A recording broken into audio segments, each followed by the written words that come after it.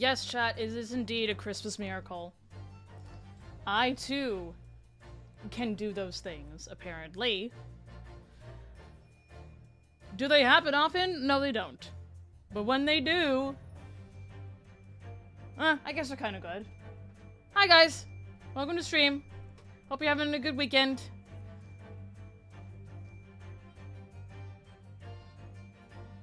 I still haven't done any Christmas shopping yet. And it's like, what, 2 weeks out? 2 weeks out until, Christmas is supposed to come, I think. Because what, today's the 14th? Yeah, so it's like, it's like 10 days from now is Christmas Eve. Already. And then it's gonna be the end of the year. And then I'm gonna be sad because that's another year gone. But welcome, gang. Welcome to tonight. I hope everyone's enjoying their December as well, and has done their Christmas shopping, if they've done it, or even if they want to do it. Tonight, we're gonna play a little game. A little game called Great Ace Attorney. Now, you may have seen this game played on this channel quite a while back, because I did play it. I played the first installation. But now, since time has passed, and the story has settled, we've got to see what the second installation has for us. Can you believe? I know exactly what you're doing, CB. Can you believe it, guys? Christmas! Only 2 weeks away. Can you believe it? It's Christmas, only 2 weeks away. It's just dandy. Christmas, 2 weeks away. Actually, I don't think it was 3 years. I think it was a little bit shorter than that. I think it might have been a year. Or 2. Maybe 2 years. Because I know I streamed the first game back at the old place. And it's going to be going on... So, you know what? Maybe it is close to 3 years. I think it is. Because we moved to the new place here. It's going to be 3 years in February. So yeah, you're kind of right around the money there, CB. It probably was about close to 3 years. Your Christmas shopping is the sales on Steam. That's the best part. That is the best part. See, but the thing is, I have family who probably doesn't even know that Steam exists. And if I tried to describe to family what Steam is, I would probably get many confused looks from them. They're not tech savvy. Neither is my older brother. I believe I alone am the one person out of the current family that I see that is in the know of everything, like, technology-wise nowadays.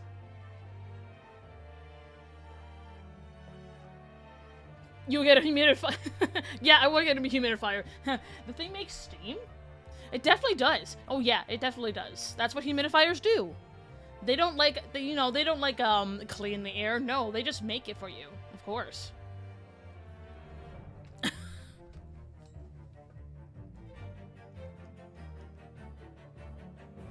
But I'm excited to get into the second one because I've also just had people, especially a few college friends, like nagging me to finally get into the second game, so that I can see the conclusion of everything. And people say that the second installation of Great Ace Attorney Chronicles is supposed to be the best.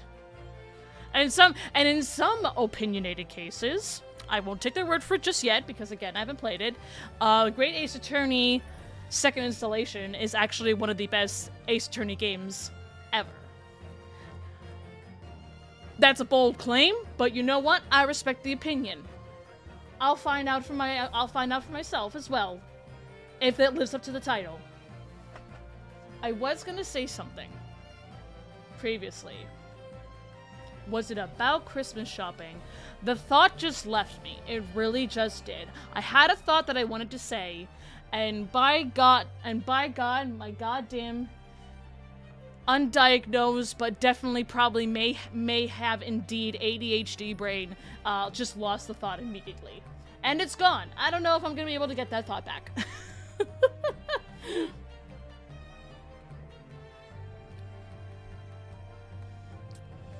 And so, you know, and speaking, and you know, since it is almost Christmas time, I thought I would do a little fun thing with the stream setup now, and kind of give you this. I also got my own Santa hat too. It's not snowing here. I wish it was. I wish it wasn't going to be raining this coming week. But yeah. Honestly, it's a little bit of a test because I just wanted to throw it on here to see like, oh hey, maybe we can get like a Christmassy, but I will ask if it is... Okay, that's exactly what I wanted to know. That's exactly what I wanted to know. If it was going to be a little bit too distracting, which is okay. I figured as much, but I wanted to test it out and see what your guys' opinion was. You won't say the second is the best if you're judging from them standalone. Okay. That's also a fair opinion. I can respect that as well. The Apollo Trilogy is out now too, isn't it? Yeah, because Apollo Trilogy is all out. The Miles Investigation Cases is all out. I need to grab those at some point. Because the majority of the Phoenix Wright games I've completed. I just need to finish off the third one because I stopped right at...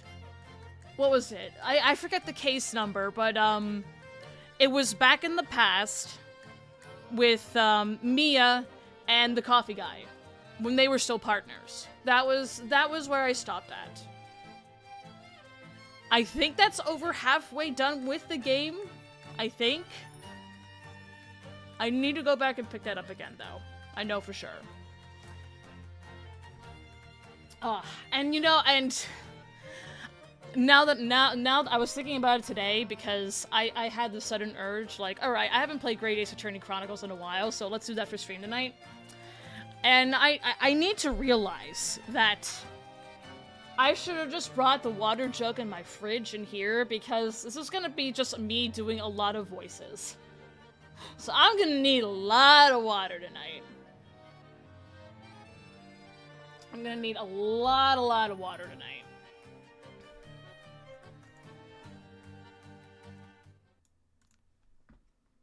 This is what I get for wanting to do my own voices, though. It's fun. I enjoy it. Alright, and do let me know, guys, if the audio is excuse me. If the audio's alright, if I need to turn anything up, if anything needs to be turned down, if I need to turn myself down as well. Screen backup and download status if you save. Okay.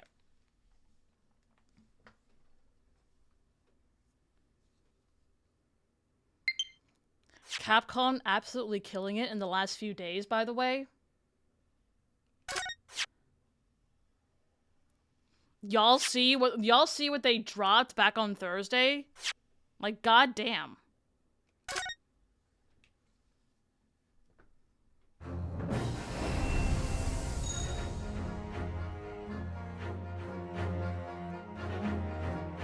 I've missed this home screen. I've really missed this home screen. You judge Chronicles as one game because it's both parts in one, and compared to collections, where each in that game has its own continuity, it works as a standalone. No, you know, that's a fair opinion. I can see where you're coming from, for sure. They're kind of like. Each of the collections is kind of like their own separate entity, but I get what you mean when, like, basically with these two alone, they're, like, intertwined with each other, and the fact that, like, it still is part of, like, the Ace Attorney timeline, if I'm correct, especially with these games, like, I can get both ways where it's, like, you know, as an Ace Attorney game in general, it's really good. But if you're, again, going off of standalone, like these two are just like a standalone game, I can also understand that fact as well.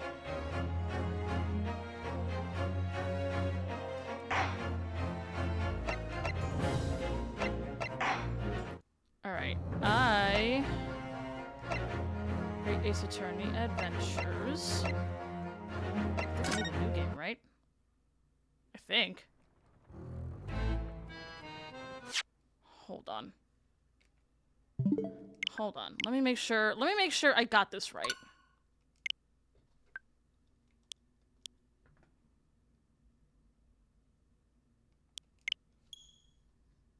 It was the first one. Okay.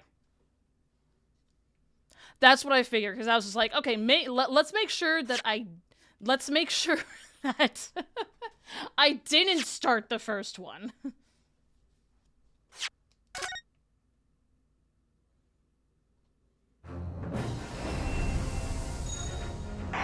Alright.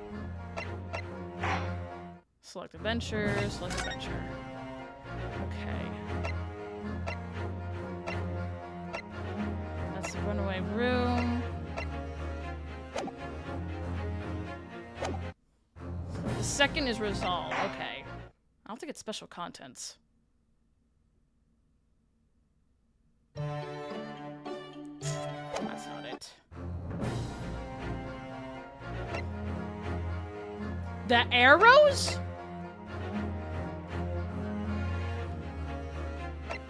What, there's arrows?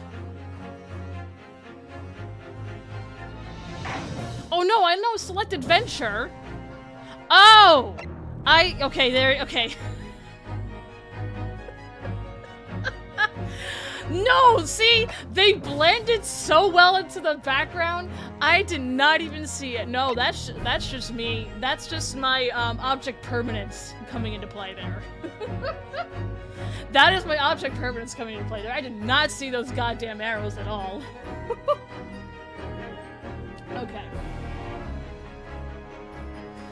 New game. Here we go.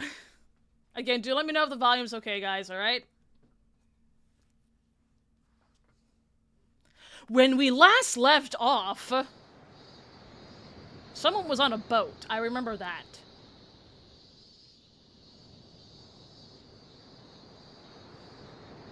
It's Susato! And Splat coming in. Standing here in the bright sunshine, with 48 looking out months. over the vast ocean. God damn, Splat. 48 Those days months. in London That's 2 years. seem like a dream. But I do miss my time in England's vast capital. Hi, boy. You know, What's up? he's flourished into a truly wonderful lawyer. I've no doubt that at this very moment, he's fighting some noble cause in court. I do remember that. Susato was going to go back. Forgive me for taking so long to come to visit you. My life has been such a whirlwind since I returned. And no one could have predicted. Is that her? Wait. What has happened? Is that her dad? Did she actually? Just 2 months after arriving home. Did her dad die? I find myself faced with another awful crime. Oh, there's a knife. They spilled the wine.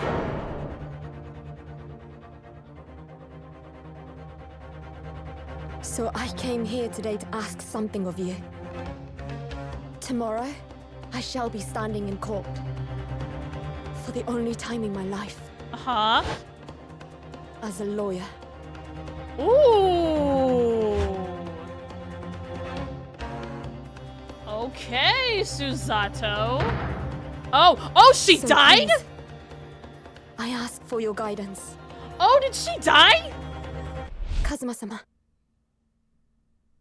Oh, that's Kaz's grave! It's on a goddamn cliffside. Kaz's grave is on a cliffside. Oh my god. The Adventure of the Blossoming Attorney.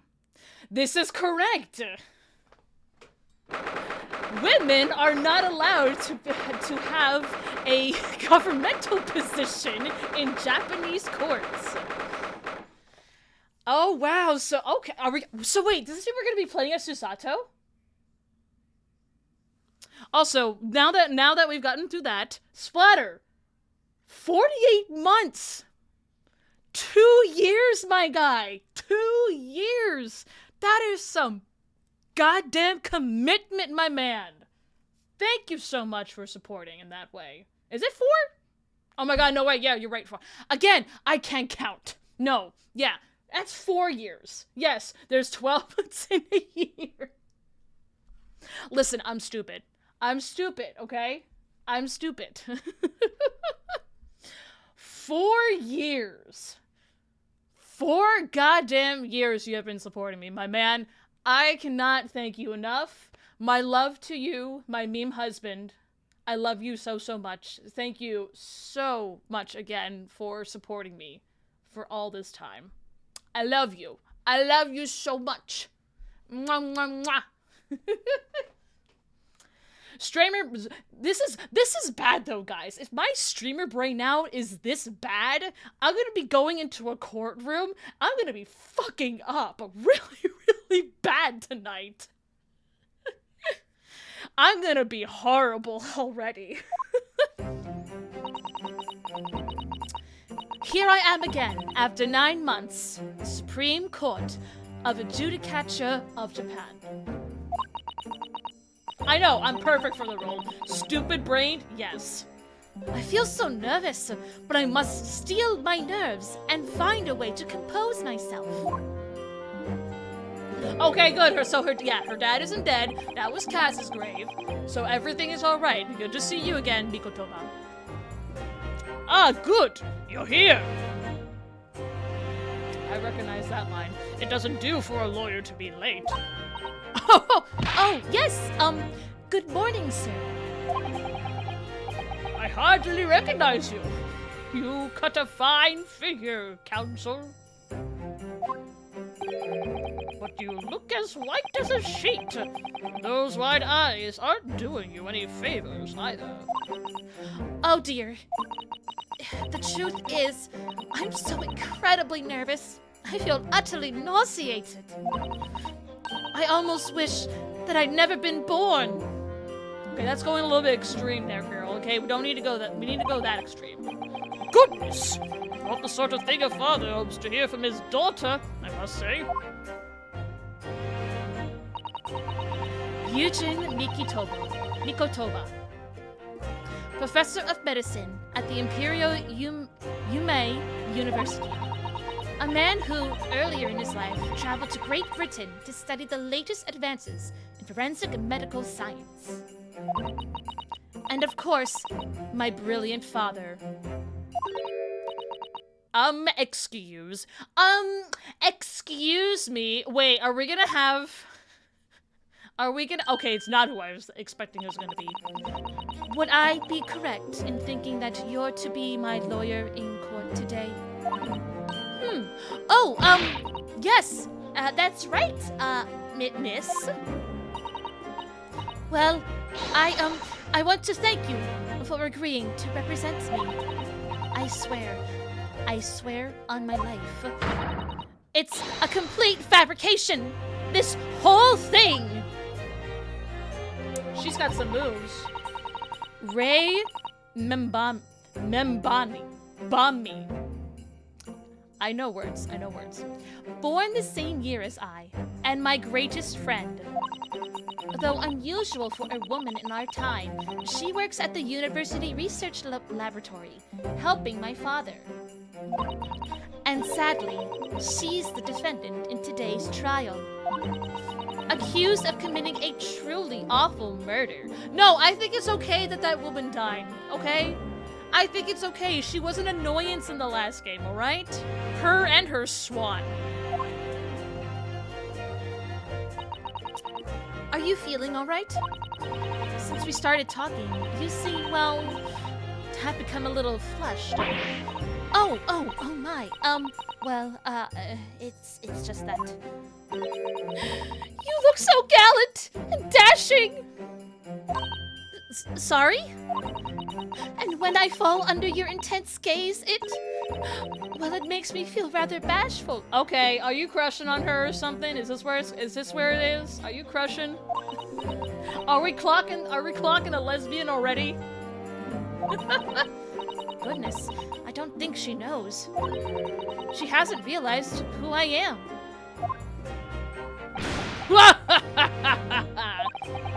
It would seem my little plan for this trial is going to work. Wait, is Susato disguised? Oh, what do you mean, Professor Mikotoba? If even your best friend can't see through the disguise, I think we can relax. Disguise? Yes! I've never tried dressing this way before, of course, so I wasn't sure how convincing it would be. But this does make me feel a little relieved, as you say, Father. Okay, but let me see her. I want to see her, what she's disguised as. Father?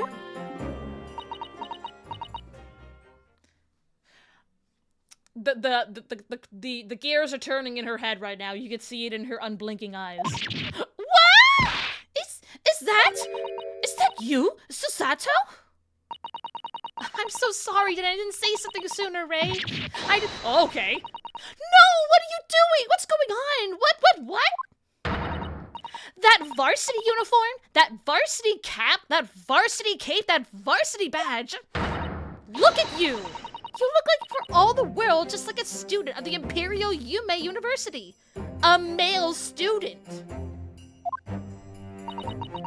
I'm so glad you think so. Okay, but I want to see her. I want to see her so bad. It means all my preparations have been worthwhile. I woke at 4 this morning to make a start. Girl's been up for like 4 hours now. Holy shit, Susato. But I don't understand. Why are you dressed like that? Well, you see... Was the only way. The only way she would be permitted to the Supreme Court to take on your defense in this trial.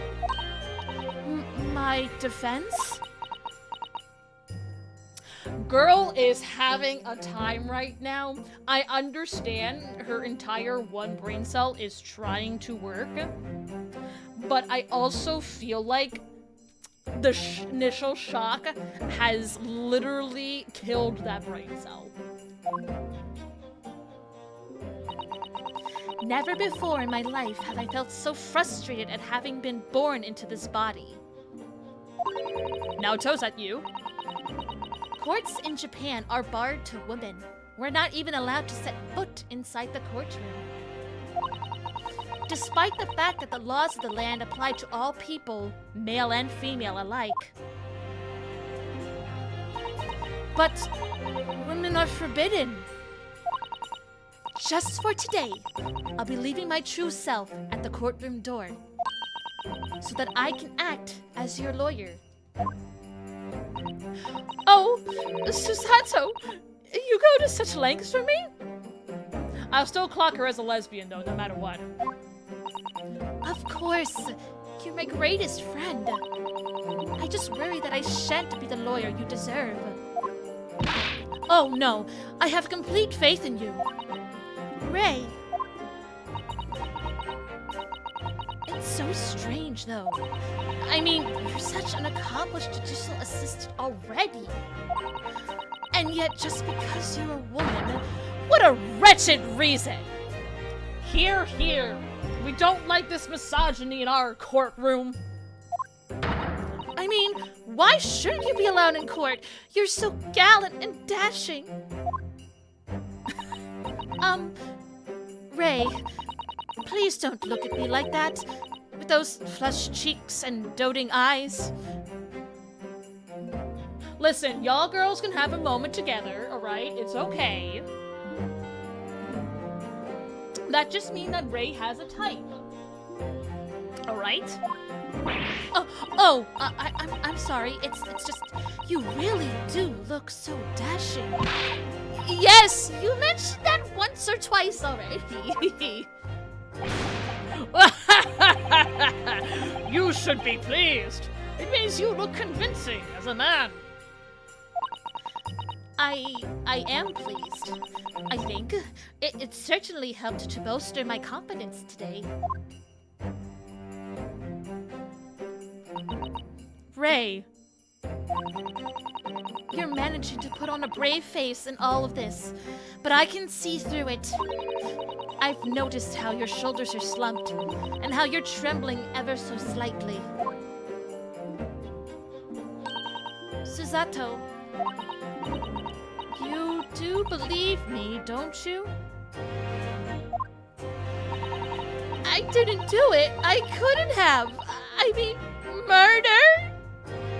who would murder that cute face? Am I right? Of course. You have nothing to worry about. Your conscience is perfectly clean. Isn't that right? Yes. Yes, it is. Perfectly clean. I have absolutely no doubt in my mind about your innocence, which is why I'll stand by you until the bitter end in this trial. Whatever happens, I'll always be on your side. Because that's what it means to be a defense lawyer. Because that's what it means to be a lover. That means so much to me, Susato. Defendant, counsel, court is about to begin. Proceed to the courtroom at once. Haste, haste. Father, watch over me so I do not fuck up, okay? You should go in at once, Ray. If you're late, the judge won't hesitate to pronounce you guilty. Oh, it is because I'm a woman, right? That you pronounce me guilty? Probably. Stand aside! I don't think I've ever seen her run so fast. Well, Susato, you certainly surprised your father. Going to such lengths to be admitted into the courtroom with no prior experience of being a lawyer. That's okay. She was an apprentice to Naruhodo, so she knows a thing or two. But I have more confidence in Susato being smart than Naruhodo being dumb as he is. I love Naruhodo, but he's dumb. There was simply no other way. That's all there is to it.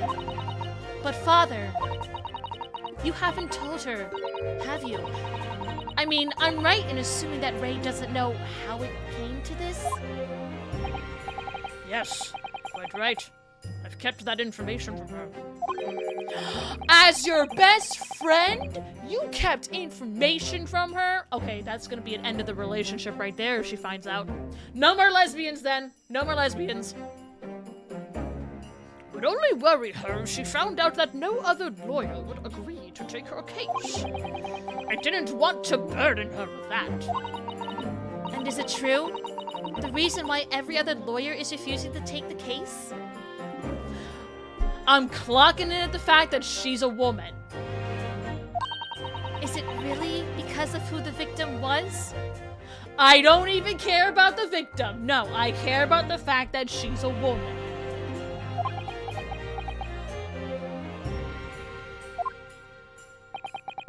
I should be making a move now, too. As you know, law isn't my field, but I'll do what I can to support my student. Thank you, Father. Now show me her! Show me the girl in the man's clothes! That's what I want to see! I'm Susato Mikotoba, a judicial assistant. 8 months ago, I accompanied a student of law on a study trip to Great Britain. But 2 months ago, due to unforeseen circumstances, I found myself back in Japan. How many times have I wished that he were here? I wonder.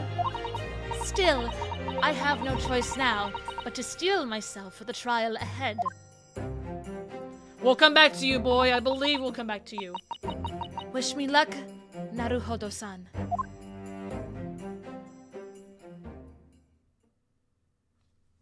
Cool. All right. Time to see about this murder.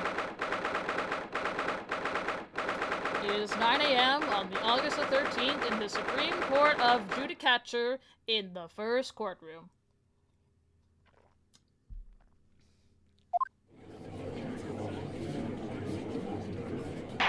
Oh my god, I knew he was gonna be over there. I saw that man. I knew he was gonna be over on the prosecutor's side.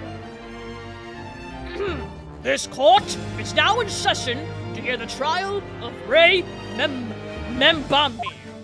I freaking Archie, I can't believe First trial every single goddamn game. Every goddamn game. He has to be here. The prosecution is fully ready to proceed, Your Excellency.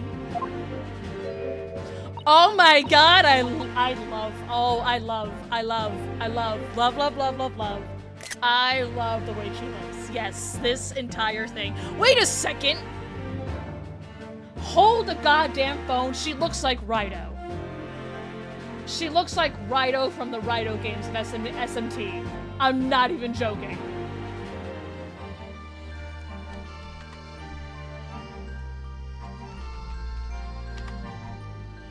Oh my god, she really does.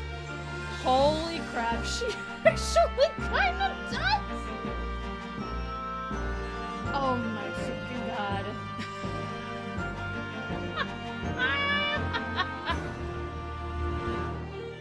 Oh, wow.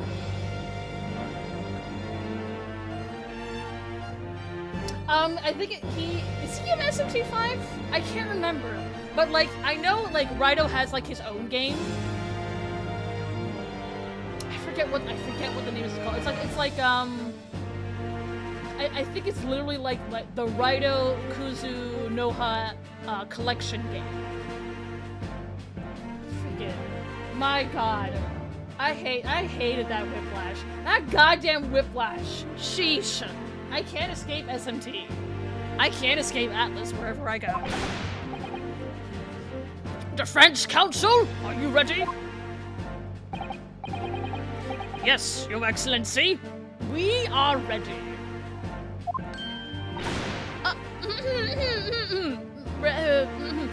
Ready?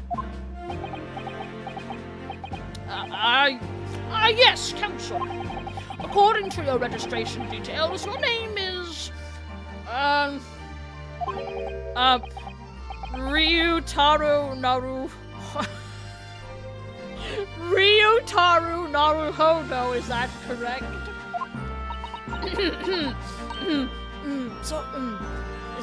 Sorry? Oh yes. I had to come up with a suitable male name for you for this little venture. So I'm afraid to say I simply put down the first name that sprung to mind. Congratulations, Naruhodo-san, wherever you are, you have a brother now. Well, counsel? Yes, that's right, that's me. Yes, I am Ryutaro, he who has vowed to uphold the pride of the great Naruhodo clan. It seems Ryutaro may need to consider how better to uphold his manly act first, and not to overdo it. Those wild, wide eyes aren't doing you any favors either. Just relax and listen. Naruhodo? A fresh face in this courtroom, if I'm not mistaken. But the name Naruhodo, would that perchance be... You may be thinking of Ryunosuke Naruhodo, currently in Britain as part of a study program. This is, cousin. I knew it, his cousin. I knew they were going to the cousin route. That's right. Ryutaro here has been studying in the provinces, what was called the capital for this trial. I assure you, in matters of law, his knowledge rivals that of any of Tokyo's preeminent lawyers. Any of them?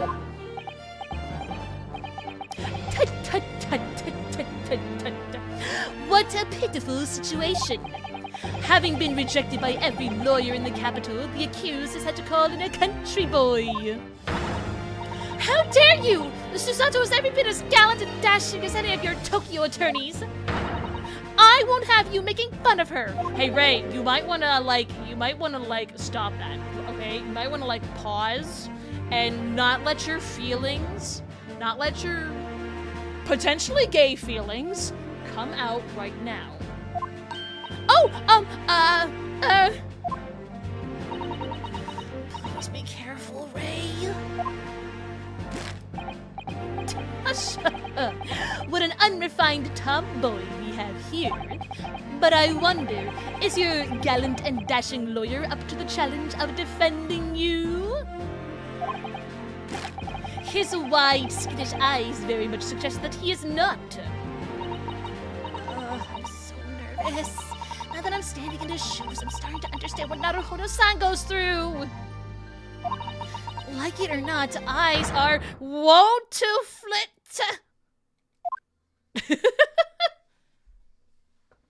You two are truly are related if you have flitting eyes as that.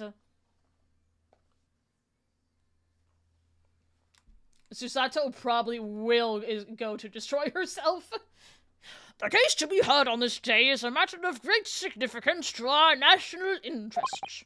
In fact, it would be reasonable to assume that the outcome of this trial may very well affect the very future of our empire.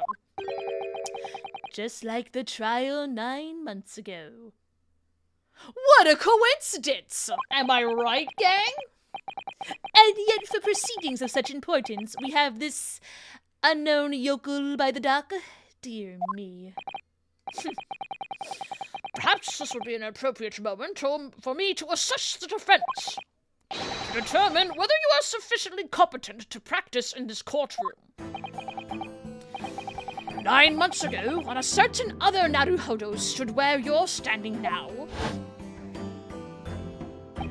hey! This same judge tested him as well.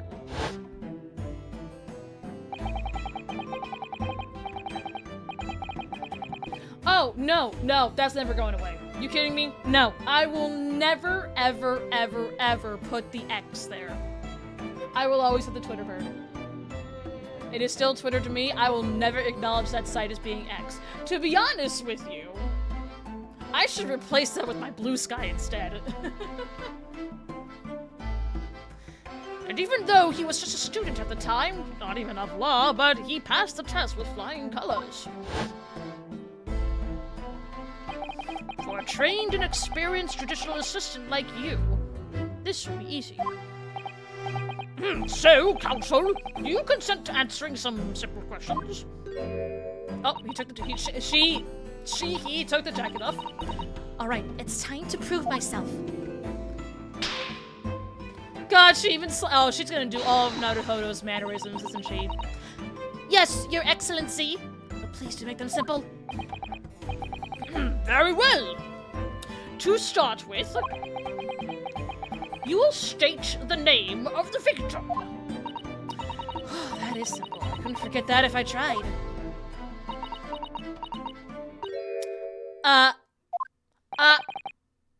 What's the matter? Now that I'm standing in his shoes, I'm starting to understand something else Naruhodo-san goes through. Like it or not, minds are wont to blank. It's not surprising, really. It's your first time in this position, and isn't that, guys? Tests really do be like, the knowledge that you crammed into the last 2 to 3 days is completely wiped from your mind. Even a bright spark like you is bound to flicker and falter a little under the circumstances. Oh dear, if this is a dismal failure. Ha! Don't fret. You need only use the knowledge you've gained as a judicial assistant to overcome the problem. Oh, of course. The court record. Yes, the answer will be amongst all the key information about the case in the court record. That's right. Just use whatever this button is to open the court record. Then you need to flip to the People section with this button. And don't take too long over it. His Excellency is watching you closely. All right. Check the court record. With this button. That's where the information I need will be. I'm waiting, Counsel. What is the name of the victim in this case? Oh, we got a post-mortem. Cool. Ascertained by examination and witness statements. Cause of death, single deep stab wound from behind, piercing a lung and resulting in a fatal hemorrhage. Death would have occurred within minutes. Notes, extreme meiosis. Pupil constriction was observed in the victim in both eyes. Huh. Interesting. Let's see. We go to people. There's my dad. There's my best friend. There's Giselle. And there's Archie. The victim of the case was a former British exchange student. 9 months ago, she was found guilty of the murder of visiting professor Dr. John Wilson. And what a goddamn case that was.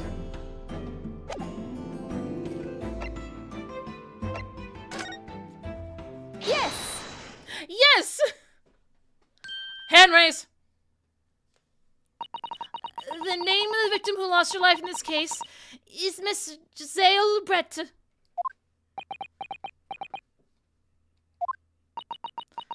Giselle Brett. A name that will never be forgotten in the courtrooms of our country, I'm sure. Correct.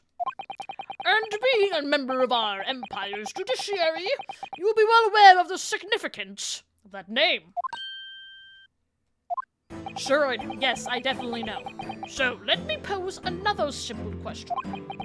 As you know, Miss Brett was a visiting student from the Empire of Great Britain. Why, then, is her name indelibly associated with our own empire's judicial system? History. Obviously, you won't have forgotten that case from 9 months ago. But if it's proving hard to recall the finer points, everything you need is included in the court record. Obviously, I still remember. But does the person controlling me do? Probably not. That was the start of everything. Giselle Brett. Behind the women's student persona was the face of Queen Victoria, yeah.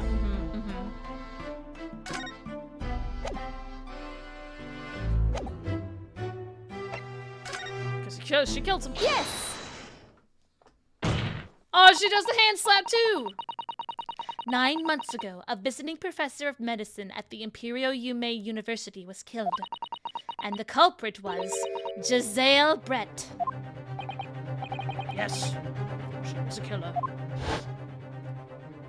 She's a killer queen!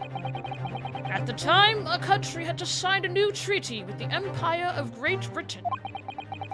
And it was in the midst of this delicate diplomatic situation that the incident occurred.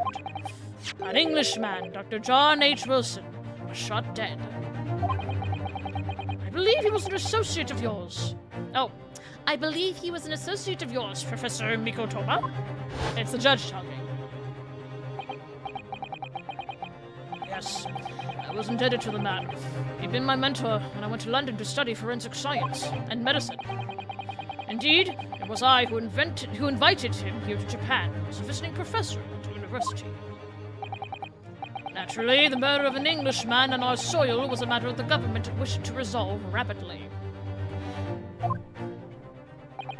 Indeed it was, which is why a secret trial was conducted here at the Supreme Court. Yeah, because we were almost found guilty of killing them. A student of the Imperial Yume University was arrested on suspicion of murder. A second-year English language student by the name of Ryunosuke Naruhodo. Kaz, I miss you! I miss you, Kaz, I miss you so much! I wish you were dead! I miss you so much! With the help of his best friend, a student lawyer, the accused conducted his own defense and exposed the despicable crime committed by Miss Giselle Brett.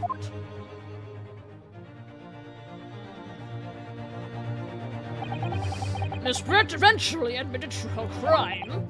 However, when questioned about the motive that drove her to take Dr. Wilson's life, she gave no satisfactory answer before the trial reached its conclusion. Immediately after the trial, the British government brought its consular jurisdiction into play. We were unable to sentence Miss Brett according to our empire's laws. It was decided that she would be removed to Shanghai, China instead. Why Shanghai? There's a British consular's court there. Correct. I oversaw the negotiations personally. The date of her transfer to Shanghai was finally settled upon only last week. Only last week? You mean she's still around? Oh yeah, that's right, because she's dead. Because now she's dead. That's right. All that remained of our Empire's obligations was to see the woman safely on board a steamship. And yet, the very day before her departure, the English woman was killed. Gasp! Only the day before? Only the day before. That will do. I'm satisfied that the counsel for the defense is sufficiently capable of representing the defendant. Oh. Thank you, Your Excellency. Over the first hurdle. Now, assembly of the incident, if you please. Prosecutor Archie. Freaking hand gestures. I can't. As is your wish, Your Excellency. The repugnant crime took place on the 11th of August in broad daylight. Are we at a beach? On the outskirts of the imperial capital, under a bright blue sky, at a secluded bathing spot by the sea. God damn, can I be here? This looks pretty as hell. Look, they even built a sand castle! I'd go here in a heartbeat. The incident occurred inside a small beach hut, erected for bathers to rest or change their clothes.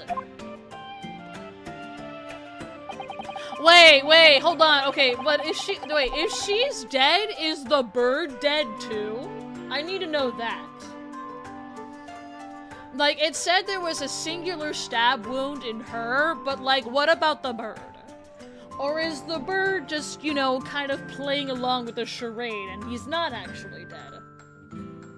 The bird is directly connected to her life force. Okay, so since she is dead, the bird is also dead. Alright. We've cleared that up. We cleared it up. I'm good to go. Okay. Good riddance to this lady. Is all I'm saying. I'm sorry for the bird. The bird deserved better. Although it is a swan. And swans are kind of mean. They bite. But still, I would mourn more so for the animal death in this case. The cause of death was a single stab wound to the posterior abdomen that pierced the victim's lung. An injury which proved fatal. There were two persons alone together in the beach hut at the time of the victim's death. Miss Brett in her bathing attire, and the accused, Ray Membambi. Accordingly, there can be no doubt of the accused's guilt, especially when we consider she had a powerful motive. The police arrived rapidly at the scene and promptly arrested the young lady. Yeah, swans in real life are like worse than geese. Geese can be mean and nasty for sure, but like swans when they hiss at you, it's time for you to run.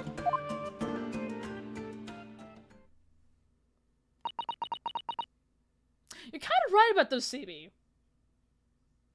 Swans in depictions, grace, serenity, beauty, whatnot, and then in real life, they're just like nasty little birds. Perfect for Giselle.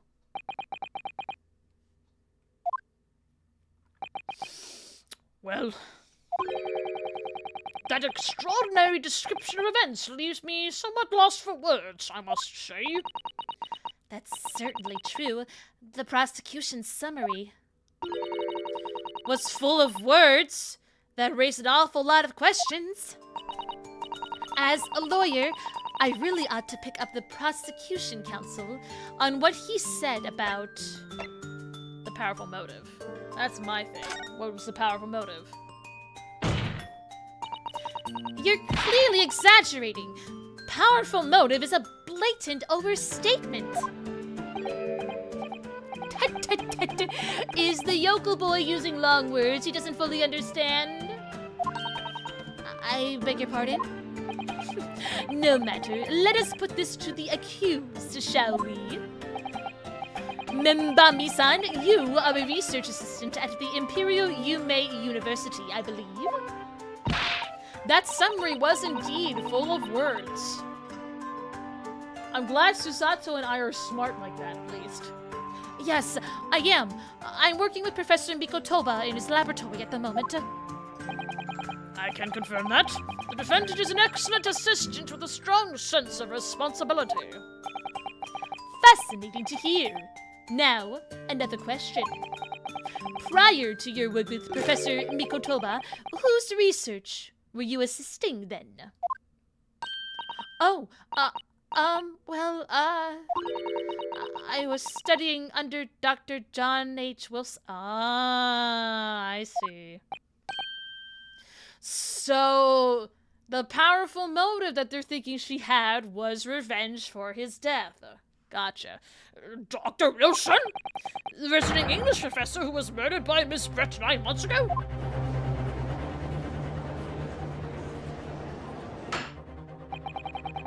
The accused had a deep-seated respect for her former mentor, Dr. Wilson. Is that not true? Yes, Dr. Wilson was a wonderful man. Interesting. Then tell the court what deep-seated feelings you had towards the Englishwoman who killed him. Bloody, bloody revenge and anger and wrath in that tiny little body of hers. Well, obviously I was filled with hatred for what she'd done. A powerful hatred. Oh no, Ray, be careful of what you're saying.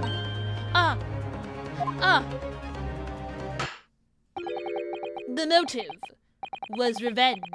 Plain and simple, Your Excellency. You know what? I'm one for a girl who wants to exact revenge on another woman. Okay? And if she did or she didn't, I would support her in any way. I just think that Giselle person just needed to be killed. That's one less annoyance in this world. It's okay, nobody will miss her. Nobody will miss Giselle. They'll miss the swan. They'll miss the bird for sure, but nobody will miss her. Well, it was clearly a trap all along. How wicked of him to use Ray's undying respect for her former mentor against her like that. We do indeed support women's wrongs in this chat and on this stream. I must find out more details and something we can use to bolster our defense. As a lawyer, I really ought to pick up the prosecution counsel on what he said about... Well, we know the powerful motive. What about being alone together? Membami-san. Yes? What is it, Susa? Oh, I mean, Naruhodo-san. Okay. This girl definitely has something for Susato. I can tell already. The fact how she straightens herself out when she has to say the fake name, but she is so excited to say her best friend's name, yeah. No doubt about it. There's something going on there. And I support it. I'm really starting to wish we'd made it my alias, Ryutaro Susato. Please tell the court why exactly you were present at the bathing spot with the victim in the first place. And why you were alone with her. Oh, well, no, that's not true. It wasn't like that at all. There were other people present. A detective who was guarding Miss Brett for starters. I was just asked to accompany Miss Brett as a companion, that's all. But let us be clear. At the moment of her death, you were alone together with the victim in the hut. You and no one else. The truth is, there is only one reason why this young woman accompanied Miss Brett on her bathing sojourn. It was the accused's last chance to take the victim's life. No! Because, as we know, the following day would see Miss Brett extradited to the British authorities in Shanghai. And the accused would never have an opportunity to dispatch her again. I'm putting my hands on the table to say, kindly refrain from conjecture, counsel. Prosecution counsel seems to enjoy using provocative tricks like that. Oh, believe me, him and his entire family love doing that. Just wait a few hundred years. They're the same as always.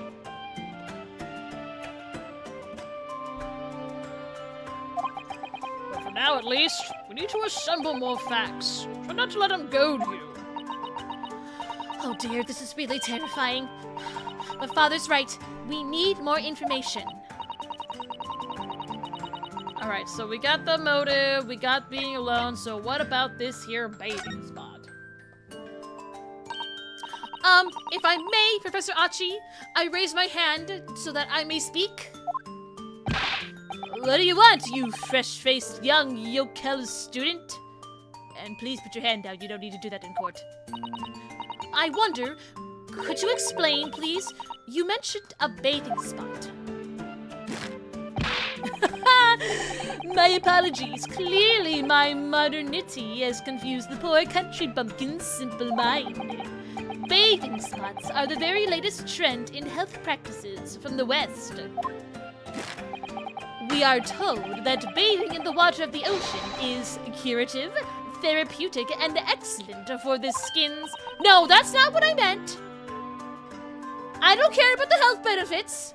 It sounds lovely, but I don't care about the health benefits! I was referring to the fact that Miss Brett had, to all intents and purposes, been found guilty of murder. Why would a known criminal have been relaxing by the sea? You know, that's a great question. For old time's sake, I believe. Sorry? Miss Brett was to depart for Shanghai the following day. Her final wish, as it were, was to enjoy a day at our country's wonderful coast. And the British Embassy put extreme pressure on our government to comply. But on what grounds would we agree to such a request? Because, as usual, our government is unable to stand up to foreign powers. Those goddamn Britons and their powerful government.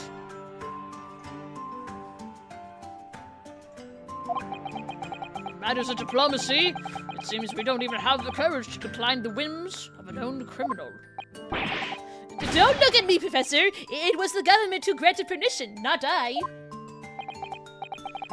It's like a shoot the messenger in this case. We're gonna be glaring at you the whole time, Achi. In any case, it was decided that with a dedicated detective on duty, nothing could go wrong. But in fact, a murder took place. I said don't look at me! It was that young student girl who did it, not I! Yeah, sweat those goddamn bullets of yours, bud. No one has proved that yet. I wouldn't provoke the man if you don't need to. I believe we all have a clear picture of the incident now. Despite her guilt being determined 9 months ago, Miss Brett managed to avoid incarceration, instead continuing her research work at the university. Obviously, over that period, she and Ray would have encountered each other on a number of occasions. seeing the murderer of the mentor for whom she had such great respect, enjoying such undeserved liberty? Yes, even if it was only temporary, until Miss Brett's extradition to Shanghai. You can hardly blame Ray for her feelings of anger and resentment. Again, it's okay if she killed them. Women's wrongs are always right. Poor Ray. So, Your Excellency, if you'd be so kind as to peruse this exhibit, which is just a picture at the crime scene, actually. A photographic print that shows the scene of the crime immediately following the grim incident.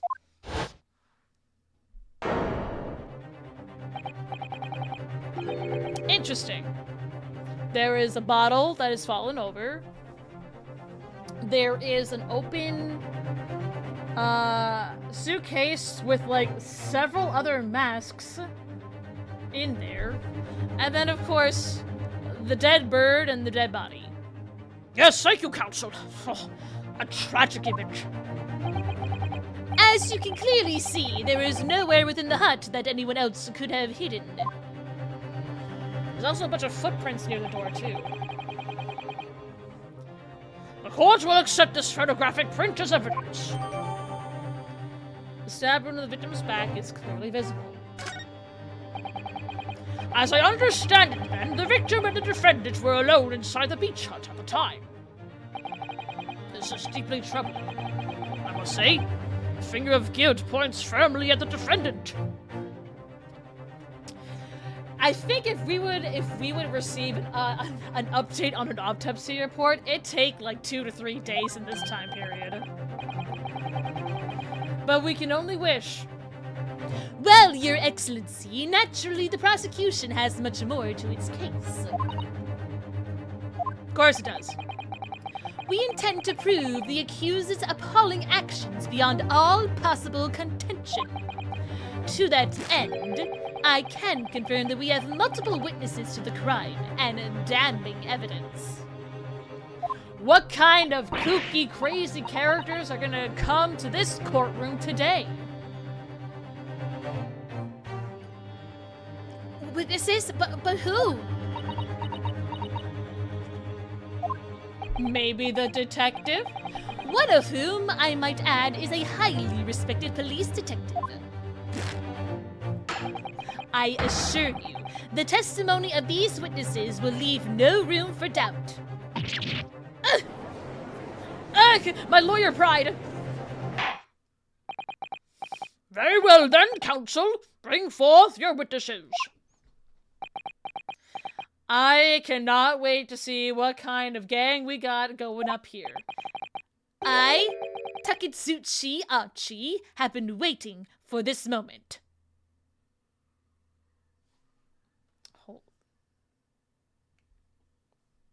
Hold on.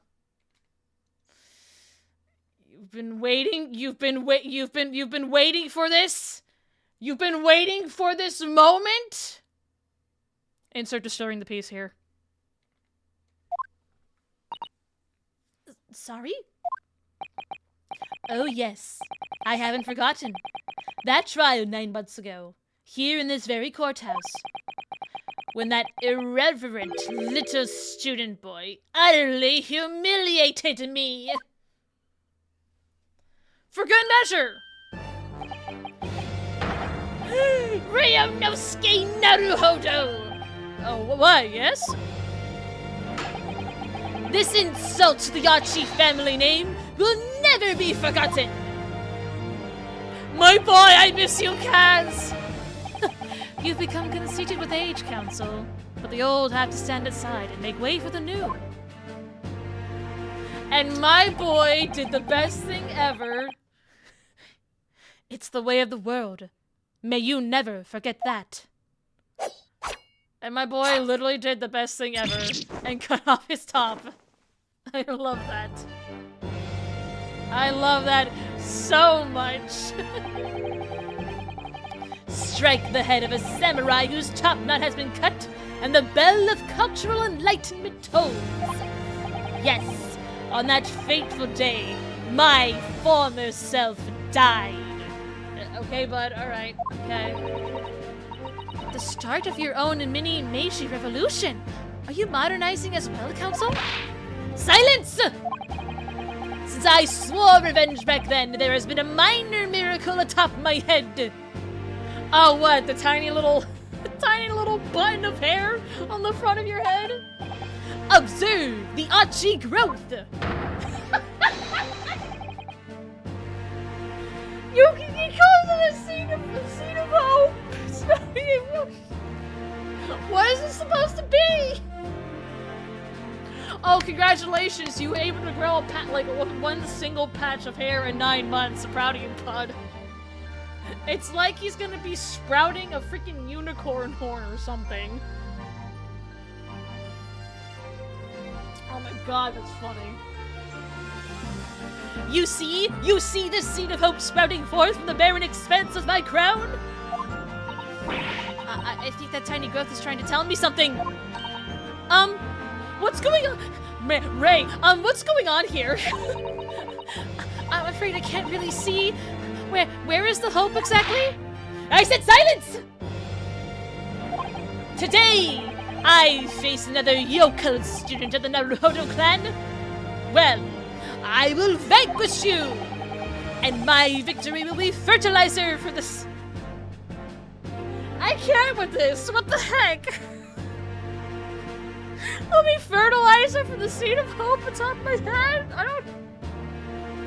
Do you need me to go get like a little mini bag of fertilizer for you and just like make a little ring around your head so it's like, oh yes, it's nice. It's nice and it's deep in the soil. I get a little water bucket and like water his head atop there. That's so funny. What the heck? In due time, you'll see like this little flower that's gonna grow from the top of his head because of everything. Oh my god. Man, Mr. Payne, your ancestors were a lot more fun than you are, I have to say. With that, the prosecution calls the witnesses to the stand. It looks like the stakes are high on both sides in this trial. The prosecution and defense each has much to lose. A haircut is hardly comparable to Ray's life. Alright, what kind of colorful cast are we gonna get here? I recognize you! I recognize you! I recognize both of them! Witnesses, please state your names and occupations for the court. Hosonaga! What is with the... Wait, he's got a little... No. I have to... what is... There's a little guy on his head up there. There's a little guy. What you doing up there, little bud? Why are you up top there? You don't look happy up there. You don't. Freaking Hosonaga back. Chief Inspector Satoru Hosonaga, Imperial Police Bureau. I'm in disguise, obviously, so I can go undetected. Yeah, but why is there a turtle on your head? And freaking Soseki. Oh my god. Him and his eyebrow game are back. And I am, well, the next big thing in books. An author renowned throughout the capital, in fact. Yes. Soon to be sold out, the satirical I Am a Cat, a sensational success by Soseki Natsume. He's got his own man with him, too. Interesting.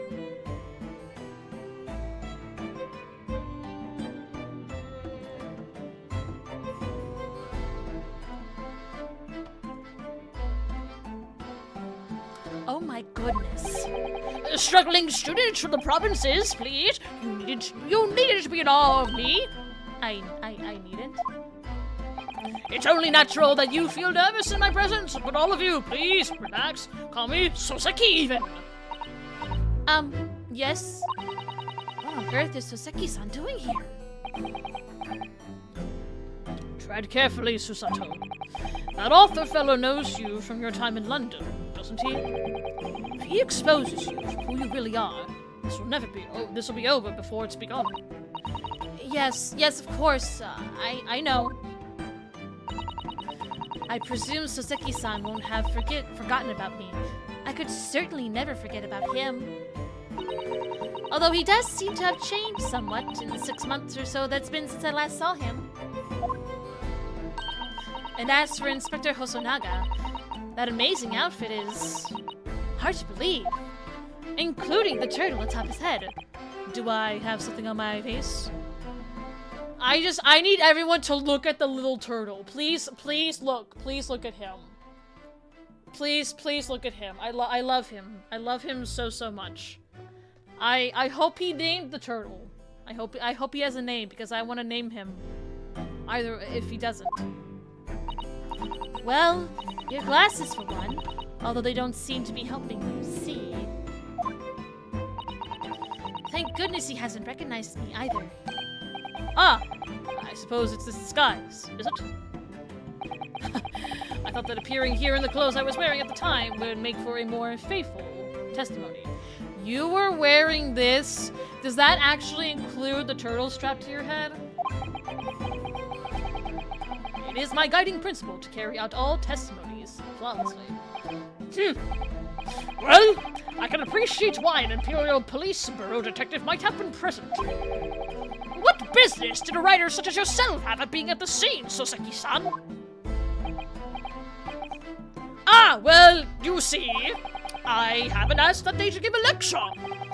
On the morning of the incident in the Imperial Yume University's Grand Lecture Hall, no less. At Yume University? After the lecture, I had a very pleasant conversation with a researcher from the medical science department. The professor over there, in fact. With with Professor Mikotova? Yes, that's right. It was arranged by one of the newspapers. They wanted some story or other about 2 former students who'd study in Great Britain. Of course, being a renowned author, the press never leave me alone. They sneakily spy, snapshots, scribble stories, and scupper my privacy. Such as the man beside you.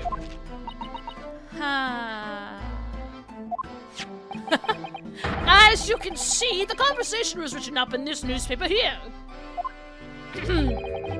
Read it at your leisure, my provincial struggling student friend. I have plenty of copies to go around. Thank you very much. He practically threw that paper at me. Soseki Natsume article. The debate became quite spirited. Okay. Anyway, following my interview with the professor, the lady in question appeared and made a very unexpected announcement. I should go with everyone to see your country's coasts. Those were her words. As I explained before, Miss Brett was never taken into custody. She continued to work in my laboratory, under strict surveillance, of course. At which utterance, the university immediately contacted the government to seek guidance. And the response was, permit Miss Brett to go as long as a detective accompanies her. That detective, I'm at liberty to divulge, was me, Chief Inspector Satoru Hosonaga. Thereby, the entire party departed cordially for the seaside, it seems. It was extremely challenging to clear all other members of the public from the vicinity of the beach. My boy, you still have that cough, and you're still coughing up blood. Okay. He hasn't gotten any better since in the last freaking 9 months. Yep. But fortunately, I am at peak physical fitness at the moment. So yeah, peak physical fitness. Yep. Yep. Very much. Yes. I mean, it's been 9 months. At this point, what does he have? Is it like tuberculosis or something? I was able to carry out my duty flawlessly. Oh my, Inspector, well, you do have something on your face now. Ah, how unsightly. I apologize. Does that mean that you went to the beach too, Father? No. Fortunately, I had work to finish. But unfortunately, of course, it meant that, as my assistant, Ray was invited to take my place. I firmly believe it too, CB. If this man has not gone to get medicine for himself in this time period, that man should be dead by now. Maybe he just has an incredible immune system. Maybe? Who knows? Maybe the turtle's doing something to him. You know, maybe the turtle is like a Ratatouille situation. What if the turtle is controlling Hosonaga? What if? Of course, being a renowned author, I didn't like to decline the invitation. If only I had! I'd never have seen that awful sight! Relentlessly racked by remorse and regret!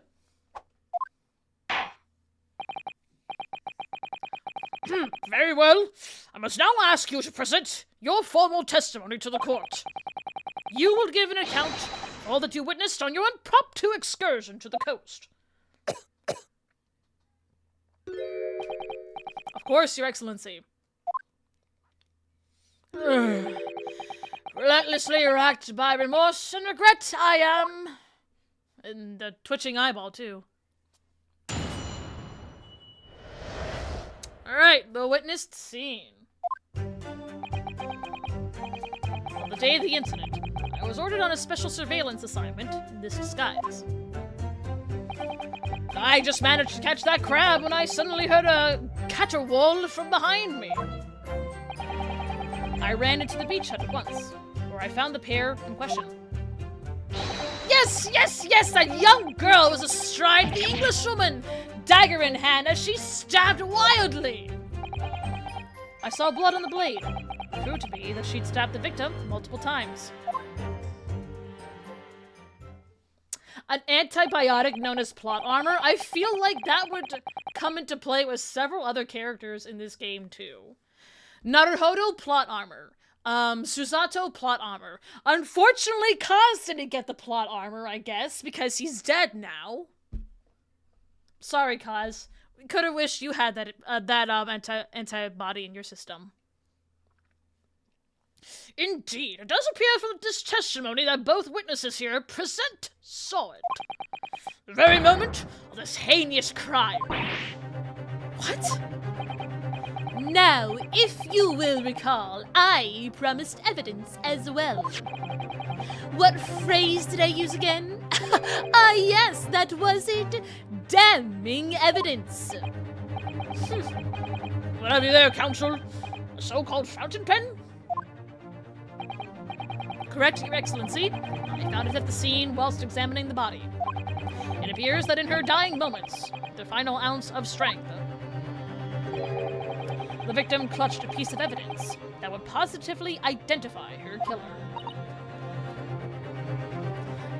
Yeah, no, he had the plot sword. And it just stabbed him right through the heart.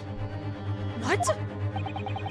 Your Excellency, if you would cast your eyes over the photographic print of the crime scene once more.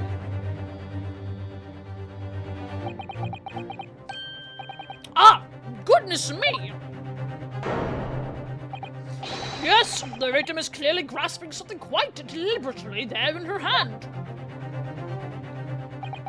That's right. The fountain pen. And if you would kindly examine the pen, Your Excellency. It's just an ordinary fountain pen. Ah! The owner's initials have been engraved to the ebonite barrel. R.M. Ray Membami. The initials of the defendant. No. She got hit. Now she got hit with the This fountain pen will be admitted immediately as critical evidence. Okay. So, have I omitted anything? Decisive testimony and damning evidence. There's a bright blue sky outside the courthouse today. Perfect weather to ascribe guilt, I feel. I don't understand. The prosecutor Art Archie of 9 months ago had none of this man's poise. Counsel for the defense, you may begin your cross-examination now. Oh, that's right, I gotta do something now. Oh shit, I gotta do something, I gotta wake up. Naruhodo-san! Naruhodo! Naruhodo. That means... Oh, yes, me!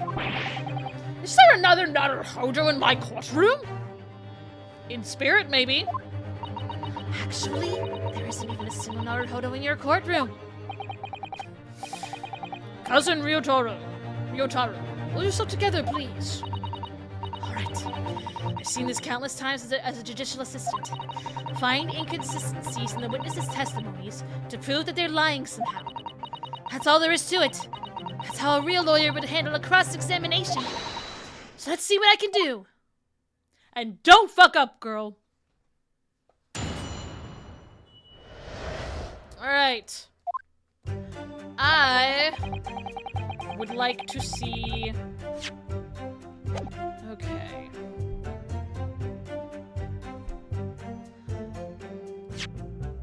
I would like to see some of this. Okay, so what do we got here? We got footprints. We got spilled wine. We got the pen. There's a bunch of footprints over here. There's the suitcase, the stab wound, the dead bird. Alright, let me see this. Oh my god. Oh, there's a kitty cat! It's a kitty cat! That's a baby! That's a baby right there! Look at little baby. Look at little baby's face. It's a kitty cat. There's like a scratch mark over here of some sort. I like this little comic of this dude down here too. Okay, I cannot present the pen. Well, I can't study the pen. I can't examine it. Let me examine this. So, ascertained by examination and witness testimonies. Caused a single deep stab wound from behind, piercing a lung, resulting in a fatal hemorrhage. So, one stab wound. Cool. It took one blow and that was it. But I do like pressing these guys because I do like what they say. Hold it! So I'm gonna press them. In that jaunty disguise? Correct. Wait, no. I mean, it wasn't the first time I've worn this swimsuit for a dip in the ocean. It's tried and tested. Do what must be done to keep the Englishwoman under surveillance. Those were my orders that day. And this tried and tested outfit was the answer? Being able to blend flawlessly into a crowd is an important part of a detective's job. Does that include the turtle as well? I want to know that. Oh my god. I submerged myself in the salty water, leaving only Mr. Turtle floating inconspicuously on the surface. He calls him Mr. Turtle! You could come up with a better name. Come on! Look at the little guy. He's so cute. Mr. Turtle loves the water. I mean, I too am one who loves water as well. But there was no need for you to blend into the background on this assignment, really, was there? That made you late arriving on the scene. I think perhaps you had your priorities wrong.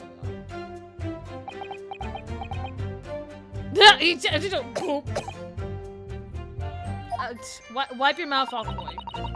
Perhaps I shouldn't pursue this line of questioning any further at the moment. Thanks for the award! It's crap when I suddenly heard a caterwaul from behind me. Hold it! You're describing the victim's scream, presumably, Sasaki-san? In more literary terms, you might say it was a scream that could have pierced the heavens. Yeah! Or or the like. Of course, that's just a metaphor. A metaphor... Ray Fantasio? Okay. We renowned authors, I won't discuss to describe things so. Soseki-san wasn't at all like this in England. Anyway, I spun around at the noise and the beach hut immediately fell under my gaze. Yes, the beach hut. The area is popular with government ministers. Many have seaside retreats there for rest and recuperation. Locals are prohibited from entering the area, so it's always very quiet. The beach hut is a simple structure, erected as a place for people to change or take refuge from the sun. Crab! There was the crab! Although the Englishwoman had commandeered the hut for herself, which meant that I was forced to change into my swimwear on the sand. Oh! Ah, I imagine that was rather embarrassing for you. Well, anyway, I tossed the crab aside and headed for the beach hut at a run. Or, in more literary terms, I decrabbed and beetled off hut-wise. I love Soseki. Where I found the pair in question. Hold it! Wait, by pair, you mean to say... But how could that be? No, you misunderstand. Were you trying to be a peeping Tom, Hosonaga? Shame on you. Shame on you, my boy. You should have that turtle up there wagging his little fin at you. Obviously, I mean the victim and the defendant, Rei Membami-san. Oh, it would have been helpful if you could have just said that from the outset. If you jump to conclusions, you have to expect to fall flat on your face sometimes. Dear me, pinning your hopes on such a outside chance. Foolish, very foolish. It really was an outside chance. I just wish I'd realized that before I said something silly. So, Inspector, why don't you tell the court how exactly you found the aforementioned pair in the hut? Well, it was a sorry sight. A really grisly scene. I parted the Norrin curtain hanging in the doorway and stepped inside, only to see the defendant leaning menacingly over the lifeless body of the victim, sprawled on the sand. Oh shit, my boy, you really need to get that checked out. My glasses very nearly cracked at the ominous sight that met my eyes. How thoroughly appalling! He doesn't appear to be lying here. Well, Soseki-san, can you confirm what Inspector Hosonaga is saying, I wonder? You'd like a literary man's opinion? Sure. She's stabbed wildly. Hold it! Stabbed wildly? You actually saw her do it? Oh, indeed! The terrible spectre! The terrible spectre! The bloody torrent! The office torment! Eek! Don't sound too girly there. Every sight and every sound is still carved in my melancholy memory. That was my impression, at least, as a future literary sensation. Counsel, what on earth was that shrill, effeminate scream? Oh, no! No, what are you insinuating? I'm as manly as a Japanese man as you. I wonder if I might interject here, Soseki-san. Something you said is troubling me. That was my impression. Your words just now, I believe. There go his eyebrows. The eyebrow game is strong. So do you mean to say you're not confident that you really did see what you've described? I love his little tics and mannerisms, checking behind him and everything. No, I mean, yes, I know what I saw. My ears didn't deceive me when I heard that scream. Hence, my eyes didn't deceive me either. I could describe everything I saw vividly. I could publish it all in tomorrow's newspaper serial. God, bud. It sounds as though the next installment of I Am a Cat may take a macabre turn. I think this is a fool's errand. The more we press your author friend on what he saw, the more entranced he's going to become. Oh dear, how awkward. How very, very awkward. And there he is over there. Switching that she stabbed the victim. See, that's it right there. That's it right there. It's not multiple times, it's a single one. She was stabbed multiple times? How can you be sure of that? Very simply. From the blood on the blade. The blood? When I entered the hut, I saw the defendant holding the blade raised up in the air.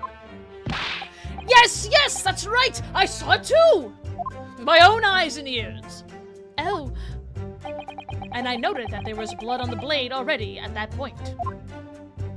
In other words, the victim had already been stabbed at least once by the time I arrived on the scene. Yes, yes, that's right! I saw it too! I definitely did! And the victim was already holding the defendant's fountain pen in her hand too. Are you gonna square up and fight me, boy? All of which means I can be sure the victim did not die instantly. Yes, yes, right! Saw a third time saw it too. Third time saw it too. Maybe a year in London was too much for him. He sounds like he's forgotten how to speak Japanese. The logic of your argument is sound at least. Well, as I said, it is my guiding principle to carry out all testimonies flawlessly. Perhaps it should have been your guiding principle to protect the victim flawlessly. That's just my personal opinion, of course. Damn! Cold, Susato! Get this man's ass! Yeah! Throw him into a wait, oh my god. The turtle isn't a real turtle. It's a bobblehead. I thought it was a real turtle. I'm not gonna lie, I thought he strapped a real turtle to his head. No, it's a toy. He strapped a freaking toy to his head.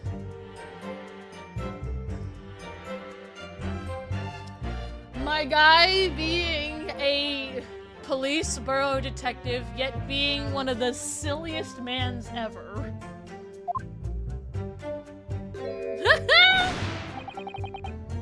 Counsel, you will refrain from mocking the witness.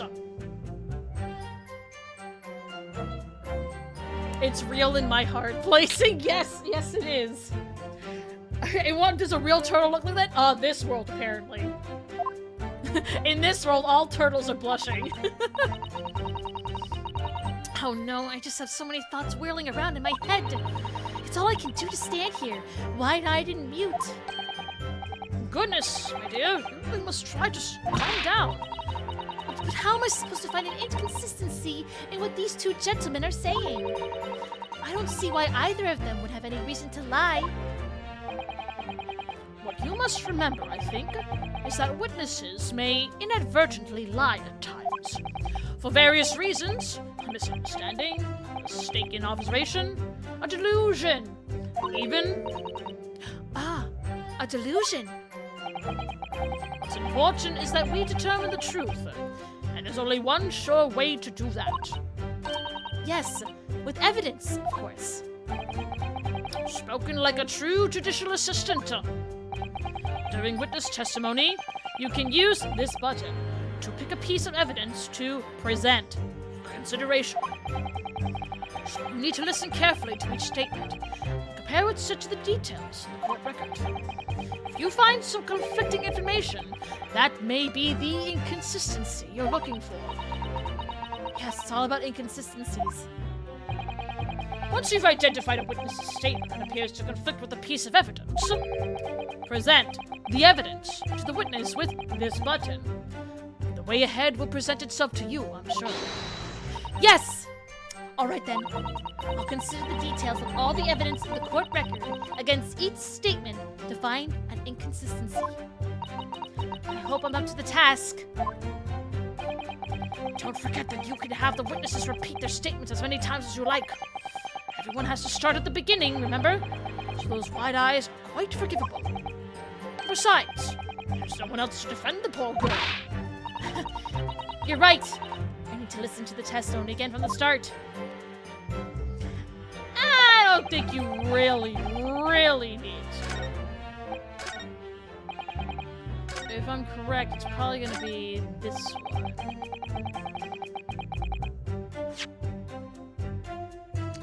But, as always, I like to save my adventures. Alright. So, proves to me that she stabbed the victim multiple times. Okay, so here we're going to present this. Objection! She does her objection! Congratulations, it's a beautiful objection pose there, Susato. With that accusatory cry that just welled up from deep inside me, I think I finally understand. Every time Kazuma-sama and Naruhodo-san have stood here at this bench, the stakes have been very, very high indeed. What's the meaning of that menacing pose, Counsel?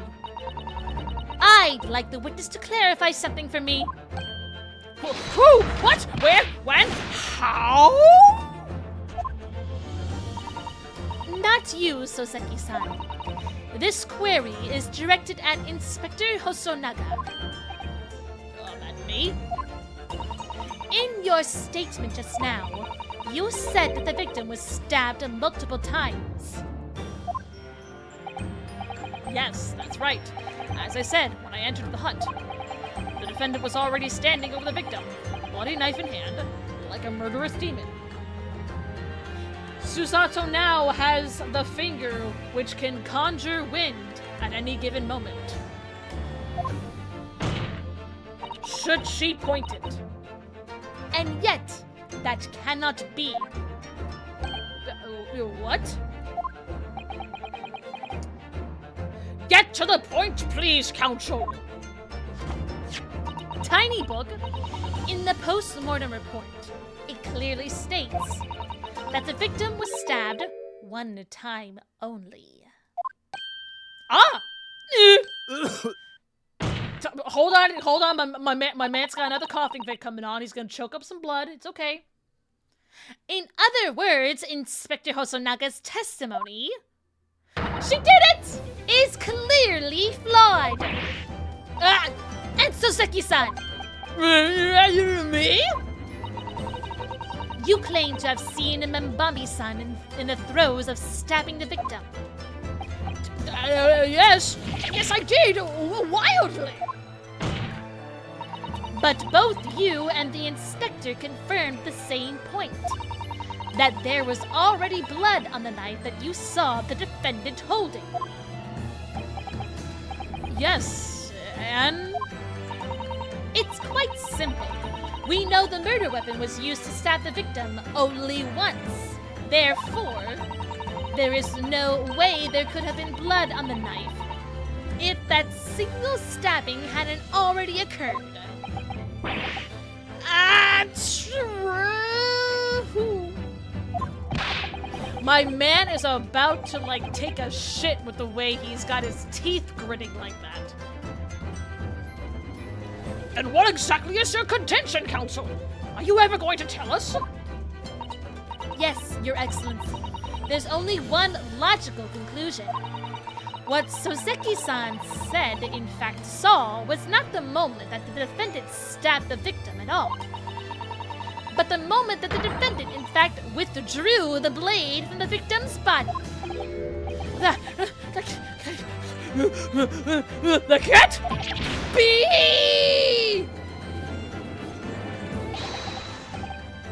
Excellent work, Susato! You exploded at them with that objection, and then proceeded to pull them apart systematically. Objection!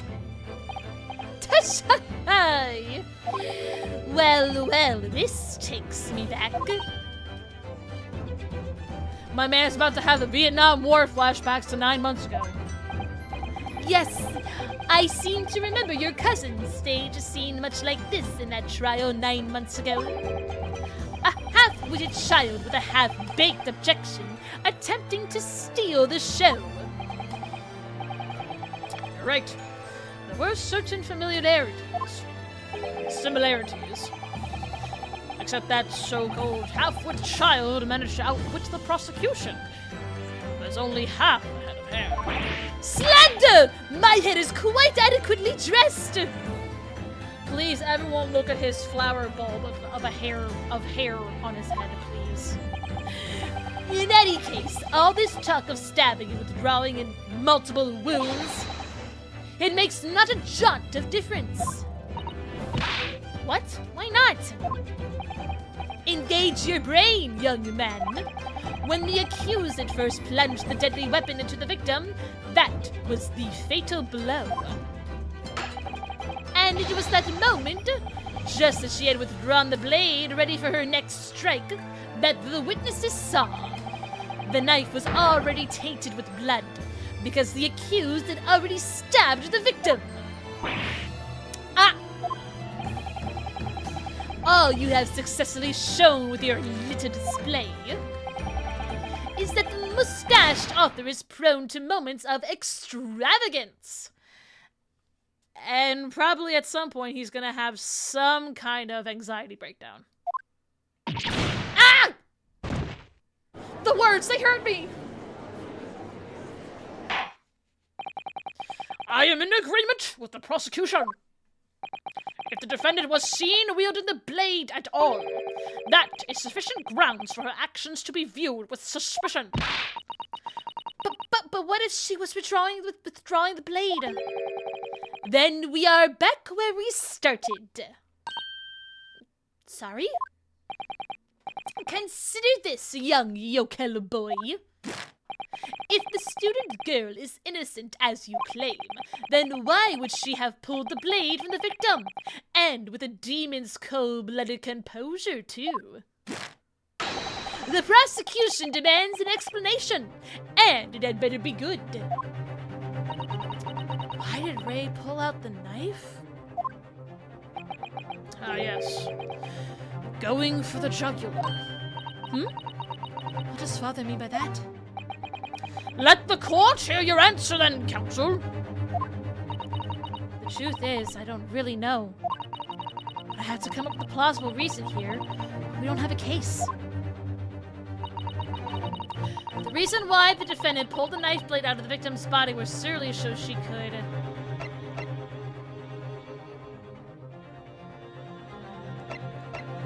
It can't be stab her again. But possibly because the witnesses were there, she probably wanted to hide the knife.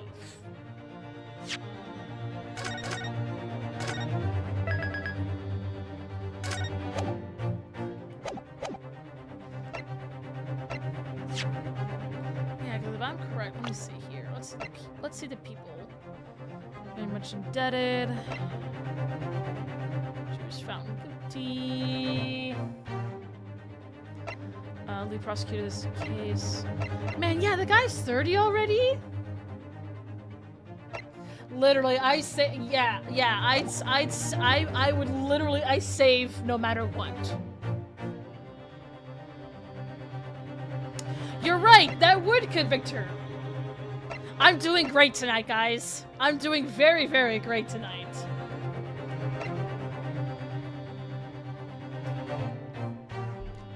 Yeah, only logical one here would be to save her life.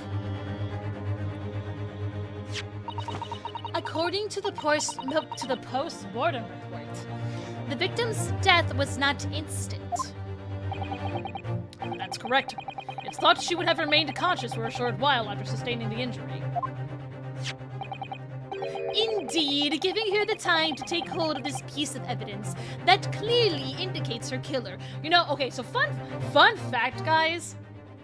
Little me back when I was like 6, 7, 8 years old, My dream career at that point was I actually wanted to be a lawyer. I'm glad I never went that route. I'm gonna be honest with you. I'm glad I never went that route. The point is, being a medical research assistant, Membami-san was compelled to act when faced with the wounded victim. Instinctively, she pulled a blade out in an attempt to save Miss Brett's life. What'd you think of that, Archie? And Judge? And Father, please don't judge me. Did you hear that, Your Excellency? It would seem this is the best we can expect of this young yokel. Indeed. Is it just me, or does it suddenly feel much colder in here? Your Excellency, if I may. Speak, witness. I would like another opportunity to testify. In respect to the slipshod assertion just put forward by the Yokel Defense Council, I mean. Slipshod? Tish! An excellent idea, Inspector. Our young yokel hopeful has a modicum of knowledge when it comes to the law, it seems. But in matters of medicine, he appears to possess not one iota of common sense. Very well, Inspector. I will permit your request. You will testify again before the court on the subject of the Defense Counsel's assertion. Yes, sir. I will do so flawlessly. Well, you're already on one strike, bud. You better not do strike 2 is all I'm saying. Forensic medicine primer. Pulling a blade from a wound without thinking could cause heavy bleeding. Which is true. That's basic knowledge that any medical research assistant with an ounce of sense ought to know. In other words, there's no good reason why the defendant would have tried to pull the knife from the victim. Let's not forget that the young student did have a motive for killing the victim. The man the victim murdered 9 months ago, Dr. Wilson, was the defendant's highly respected mentor.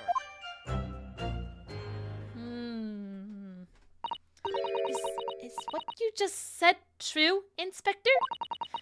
Could pulling a knife from a wound really cause the wound to bleed heavily? Yes. Think of the weapon itself as a stopper in the wound that prevents excessive blood loss. Until a doctor is ready to provide proper treatment, that stopper shouldn't be removed. Oh, I see. This is why yokels should stay on the farm. Even a quack from some obscure mountain village would have such basic knowledge. Anyone who's ever given someone a little poke with a knife and pulled it out again knows it.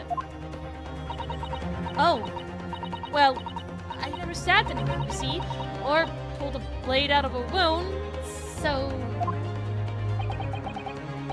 Of course you haven't. I didn't bring you up to behave like a bandit. I brought you up to be a respectable young woman, but a man in this case because you are disguised as a man right now. Father, is it true, what they're telling me? Yes. It's basic remedial knowledge for medics. Ray would have been well aware of that. If she were to claim ignorance of such fundamentals, that would prove fatal in many ways. But then, why would Ray have done it?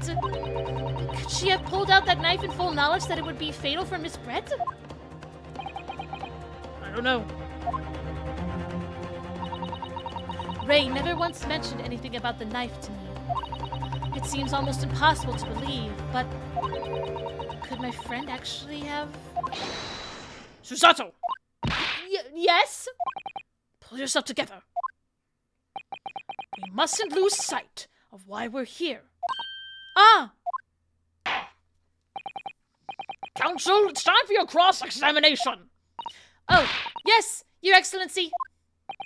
However, I must warn you that if your cross-examination fails to identify any issue with the established facts, I will be moving to my education immediately afterwards. Breathe, girl, breathe! I understand. Believing in your clients and fighting for their cause until the bitter end. I knew it would be hard, But I had no idea it would be this hard! Girlie, now you can't have a panic attack in this situation, okay? Alright, let me see what I got here. So let me check this post-mortem report again. Okay. Ascertained by examination and witness statements.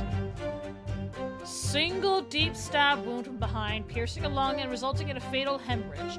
Death would have occurred within minutes. Extreme meiosis, pupil constriction was observed in the victim in both eyes. Okay.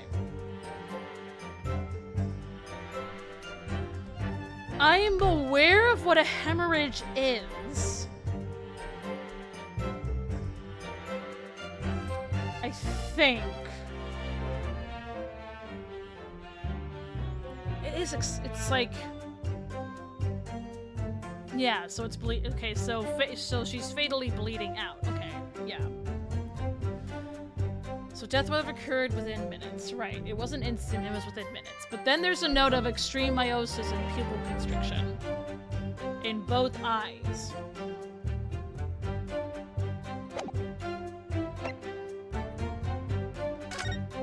Okay. Which makes me think that this bottle stuff here has something to do with this death. Hold it! You say doing it without thinking could be a problem. Does that mean that if you used due care and attention, it would be alright? I wouldn't have thought this needed spelling out, really. But I love how he's petting the little turtle. That's so cute. The blade is like a stopper in the wound. Remove it, and a serious hemorrhage will occur. In other words, a medic would need to be present before any attempt was made to withdraw the blade. Doing it without thinking would be madness. You just can't do it. Oh, well, thank you for such a thorough explanation. You see, Counsel, when you act without thinking, the result is a bloodbath. Back to the witness testimony, please.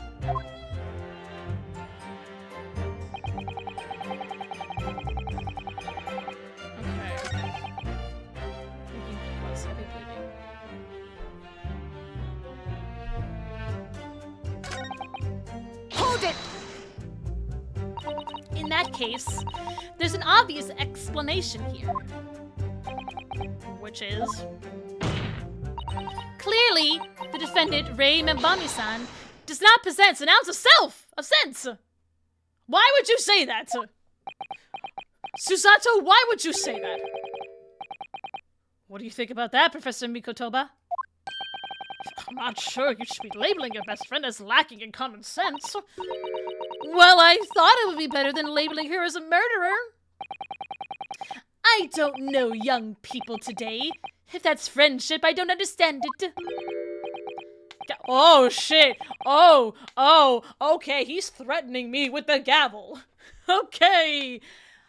Message received, Judge. I get it. Oh dear, that recoiled on me rather badly. That's life, I'm afraid. A lesson everyone must learn. Hopefully, you can see now that this is really basic medical knowledge. Being involved in medical research, Membami-san would certainly have been aware of it. There's no good reason why the defendant would have tried to pull the knife from the victim.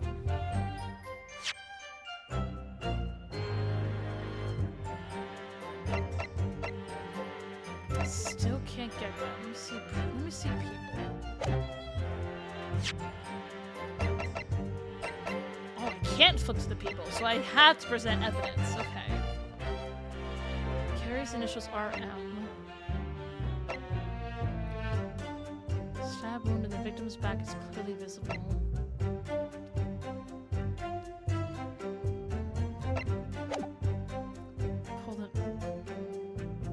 There's no good reason why the defendant would have tried to pull the knife. But, like, maybe it's this? Because, I don't know, the fact that the post-mortem said it was stabbed in the lung means that she might stop breathing? So I wonder if she pulled the knife out because then that would mean she would, like, she would try to get her back breathing or something. Hold it! But the defendant had suddenly encountered somebody she knew lying on the ground, bleeding to death. The sight could have shocked her delicate sensibilities, causing her to remove the blade inadvertently. I really don't think inadvertent actions can explain this. The woman is a medical research assistant. I can't imagine she would behave so irrationally. Oh, but irrational behavior is a woman's prerogative, isn't it? Oh dear. You have a lot to learn about women. And she is one. Only a small-minded man could have such bigoted views. Damn, okay! Oh dear, perhaps I'm letting my male persona take hold a little too much? Well, have I managed to convey the basics now? That should cover the medical side of the argument. The young student did have a motive for killing the victim. Hold it! Whatever the motive, it just isn't in Membami-san's nature to do something so awful. Yes. She summoned her male persona. That's what she did. She did that, indeed. But she had both motive and opportunity. That's very hard to argue against. But you don't know the defendant. Objection!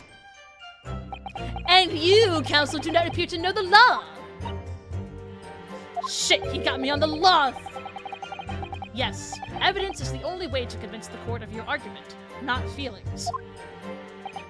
With this fledgling defender, I would almost say I pity the accused. Well, so do I. Apparently I'm being misogynistic even though I'm a woman. Inspector, you will reiterate your point about the defendant's motive, please? Ah, yes. Miss Brett was in many ways the sworn enemy of Membami-san.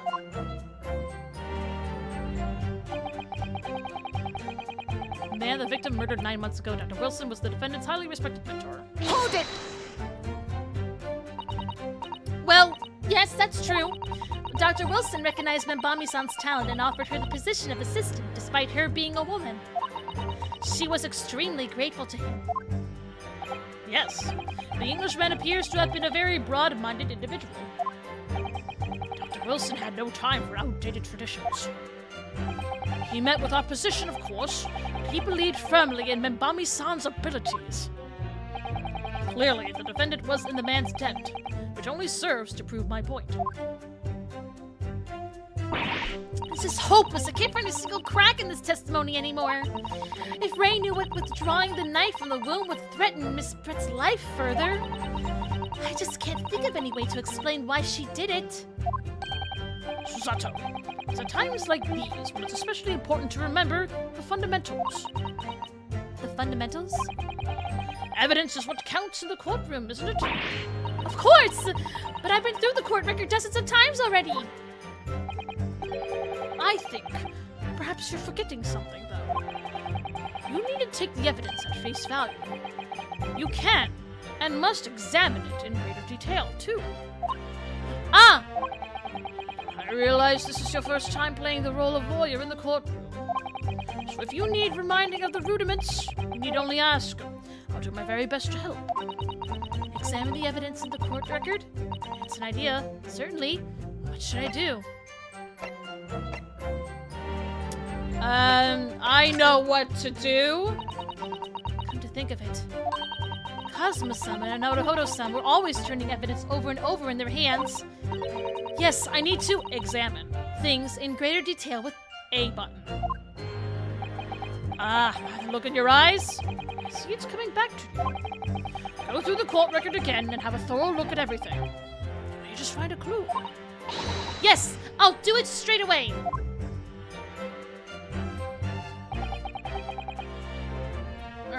see what we can get here.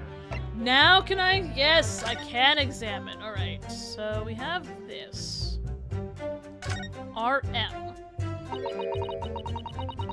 The RM initials are very clearly engraved here. And the fact that Miss Brett was clinging to this pen in her dying moments is very clearly a message, too. To identify her killer, you mean? I don't think there can be any doubt that this is a key piece of evidence in this case. Okay, but can I open it up? Ooh, what's this? There's 3 little dots. There's some sort of emblem here, look. But it isn't a Yume University one.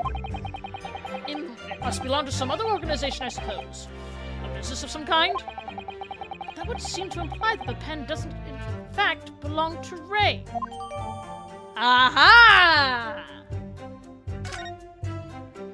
But now, can I open the pen? Can I open it? If we take off the pen's lid... There we go. That's also what I want to see.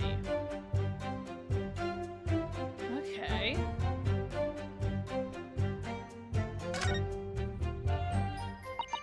Now let's unscrew the barrel, shall we? Oh! We're getting into, like, the thick of it. There's no ink in here. This must be the little reservoir that holds the ink. Yes, you fill it by drawing ink from a bottle up through the nib. Is something wrong, Father? Just that there doesn't actually appear to be any ink in there, that's all. Oh, yes, you're right.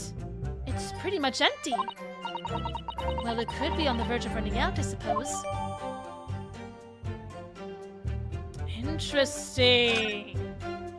Imagine if there was blood in there. That would turn this whole goddamn case around then.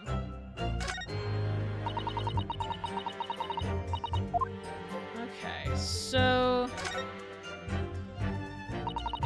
okay, yep, we got that.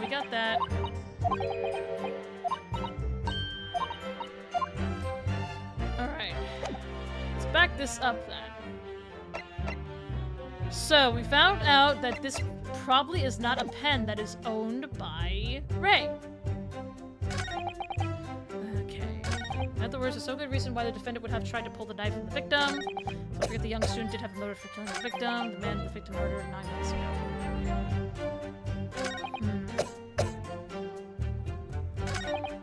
There's no good reason why the defendant would have tried to pull the knife from the victim. Of course, this is sense.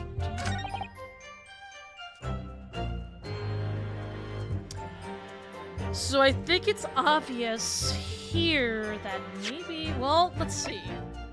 Let's examine here again. She wanted to write out like a dying message.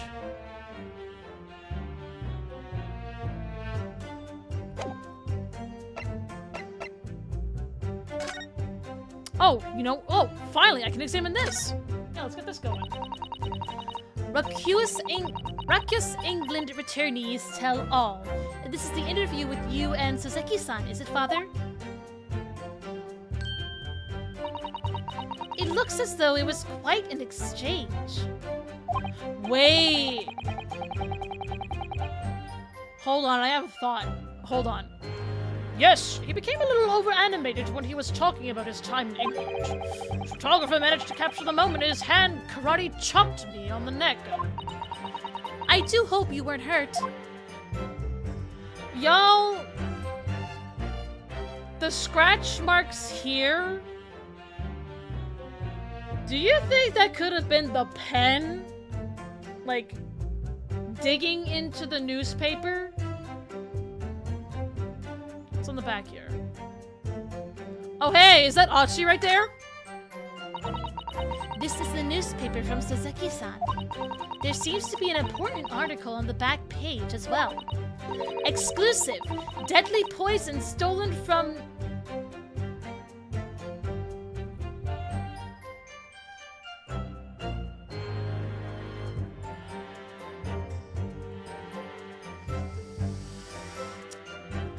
I see. Okay. From Yumei's medical research. Father, isn't that your lab? What the? Let me see that. The poison's been stolen? It's this morning's paper that Soseki-san gave us. Are you saying you didn't know? As embarrassing as it is for the head of the laboratory, I didn't. I've not heard any such thing. How on earth could the reporter have gleaned his information? Come to think of it, there was no article mentioning this story in our paper this morning, was there? It's a highly toxic poison we've been working on in the strictest confidence. I put Ray in charge of the project. Ray? She was managing it? If what's written here is true, it means that she tried to hide the theft from me. Moreover, the details were leaked somehow. I don't believe it. You need to read this article very carefully.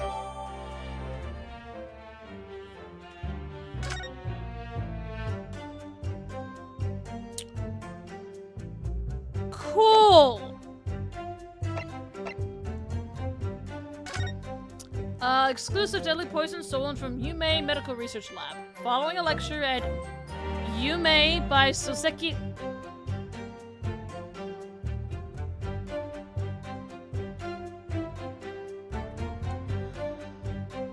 Chat.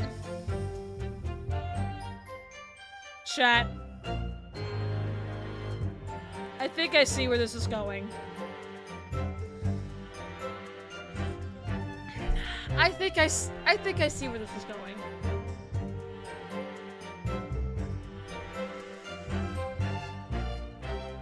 Do I? You know?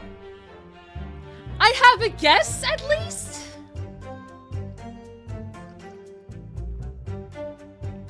I have a guess, at least?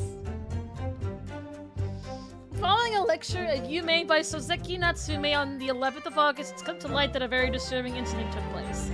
A deadly poison being secretly developed in the university's forensic science laboratory was stolen. Deadly in tiny quantities, even the smallest amount entering the body, either via the mouth or via a wound from a poison-laced blade, would prove fatal in minutes. Current methods cannot detect the newly developed chemical. The university would have to be consulted.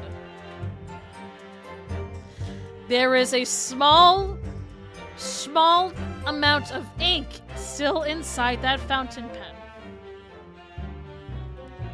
Oh no, I don't think it's Natsumi that did it. No, I don't think it's him. Why is the poison being developed? Onset of symptoms occurs in minutes, starting with impaired breathing and ending with acute contraction of the pupils prior to death. Such symptoms would be suggestive of this toxin. It's apparently an entirely new synthesis of alkaloids and rumored to have been commissioned by the military. Oh yeah, I noticed the poison. Yeah, the poison-laced blade. Yep,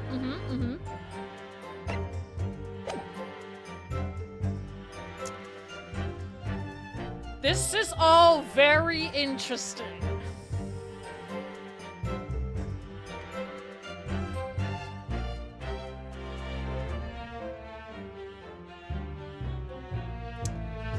So essentially,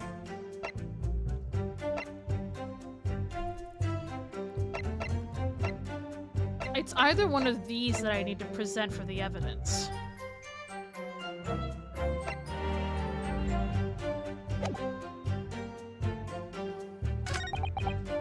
That's basic knowledge that any medical research assistant with an ounce of sense ought to know. Which is no good reason why a defendant would have tried to pull the knife from the victim. I forgot that the youngster did have a motive for the killing.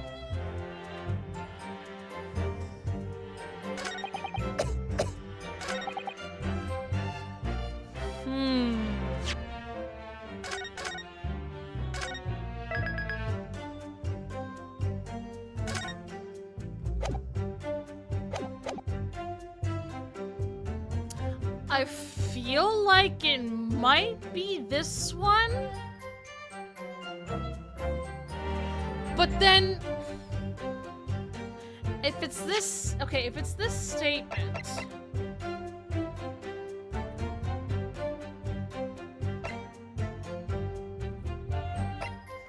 Would either of those work is the question.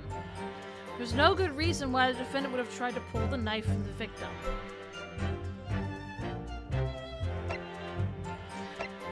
Because it feels like I would have to present both of these.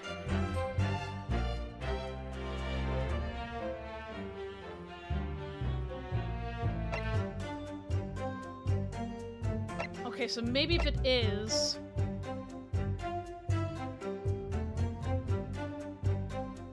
then probably it would be better if it's the poison article. In other words, there's no good reason why the defendant would have tried to pull the knife from the victim. And with this in tow... Okay. Well, I'll try it. Objection! Oh, shit. Oh, shit. There it goes. There it goes. No, there is one possibility. One very good reason why the defendant might have decided to withdraw the knife from the victim's wound. What? The yokel not only has a poor grasp of the law, but is also a poor loser. In modern days, Archie, Payne would be calling them a sore loser. Just saying. Tell us then, what possibility do you think you've identified? It's here, in this newspaper article. An article about a deadly poison having been stolen from a laboratory at the Imperial Yume Uni... Oh shit. The victim perished from a stab wound. Poison has no relevance in this case. Yeah, that's what I was thinking too. If she knew it was poison lace, she would pull it out to save Brett's life. To try to. But Prosecutor Archie, you will let the defendant speak. But a newspaper article. The court cannot rely on the kind of hearsay those wretched publications carry. Do that again, and I will throw this gavel at you instead. Counsel the defense, I am going to need some tangible basis for your claim. You will indicate to the court precisely what part of the newspaper article mentioned affirms your assertion. Your Excellency! Yes, of course. Thank you. Ray would never have done something to further endanger Miss Brett's life without just cause. The reason why the defendant pulled the knife from the victim's body is explained in the article, where it says... it was... Where was it? Deadly in tiny quantities. So deadly in tiny quantities, I believe.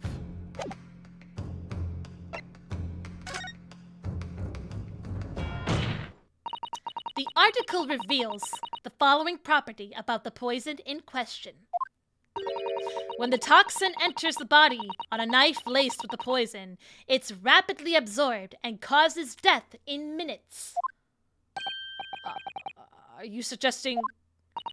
If the knife used to attack Miss Brett was laced with this very poison, it would explain why the defendant, Bembami-san, would have withdrawn the blade as soon as possible. Yes, the truth is... Point! It was an attempt to stop the poison from entering the victim's body. What? Objection! This is complete and utter nonsense! Not at all. The defendant withdrew the knife blade from the victim's body not to accelerate the woman's demise. Slap. But to save her life, and the prosecution cannot deny the possibility. Have you not read the post-mortem report? The cause of death was hemorrhage. The word poison appears nowhere in the document. Well, that's because by acting quickly to remove the blade, the defendant prevented the poison from taking hold. Objection! Oh, please! This is clearly desperation. The weasel's last breaking of wind. Poison has nothing whatsoever to do with this case, as I believe the defense is well aware. We have no proof that the information in this wretched newspaper article is at all reliable anyway. In that situation, what the student should have done is wait for medical assistance to arrive. But instead, you claim she suspected poisoning and took the potentially lethal decision to remove the blade. She must have had a strong reason for her suspicions then, or the argument makes no sense. Exactly. Well put, Inspector. On what grounds did she do it, yokel? Why did Ray suspect the stolen poison was involved? If you want grounds, I'll give you grounds. With my fist, no, with my words. Oh, what? You can't possibly. From your expression, Counsel, it would appear those are not empty words. She's got that steely gaze in her eyes. But naturally, as you stand in this courtroom as a lawyer, you must be aware that words alone, empty or not, are of no value in our modern justice system.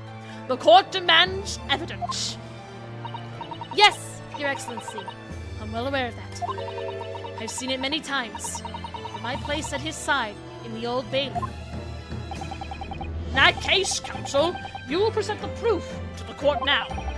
What evidence demonstrates a clear link between this case and the poison in the newspaper article?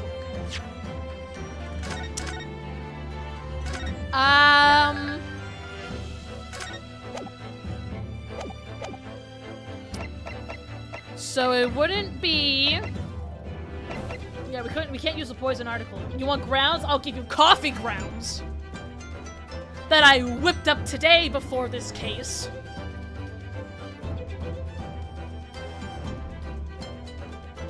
The post-mortem report?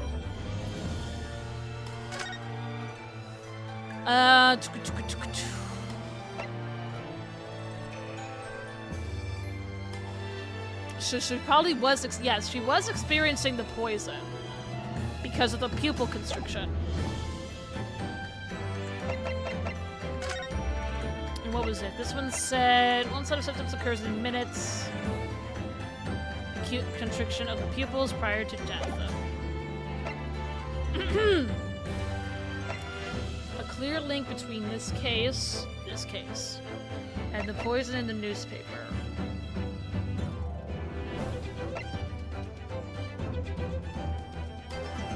So probably we... okay.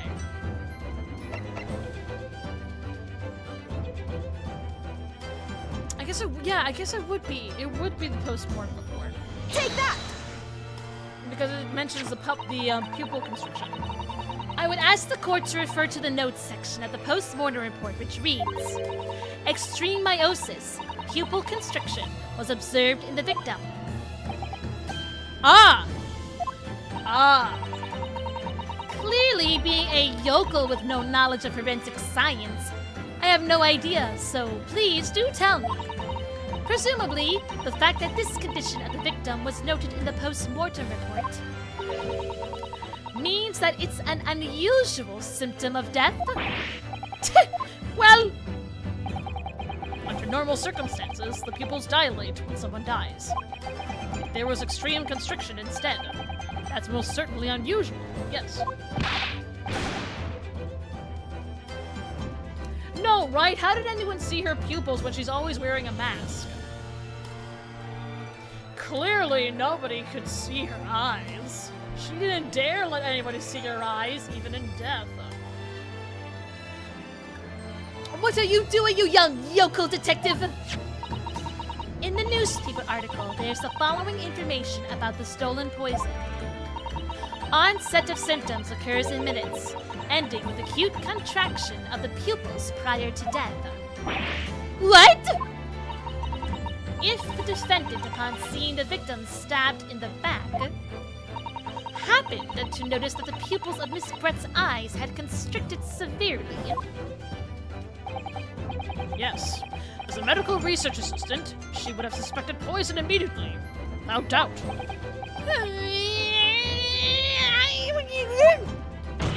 Slam. Prosecutor Achi, I think you'll agree this is very compelling evidence. You Yoko student and Yoko professor! I believe the defense has expertly demonstrated a credible reason for the defendant's actions. No. My man's about to break at the seams. I bet you that little hair bud is about to pop off soon. Yujin Mikotoba. Yes, Your Excellency. I believe you are best placed here to confirm or deny the veracity of the defense counsel's argument. You will tell the court the truth about the details reported in this newspaper, please. It pains me to have to admit it. But I'm afraid I don't know. You don't know? The toxin was kept under lock and key in my laboratory, certainly. But I was unaware of any theft. Do you mean to tell the court that the reports of this theft are unfounded? No, Your Excellency. Without returning to the laboratory to investigate myself, I couldn't say. Ha! Listen to the bumbling academic! Unaware of the theft of secret state research from his own workplace until he reads of it in the newspaper. I take full responsibility for the incompetence of my supervision. Father, A pitiful situation for a university professor. You should have more control over your students rather than allowing them off on killing sprees. hey, that's my dad you're talking to. You just shut up.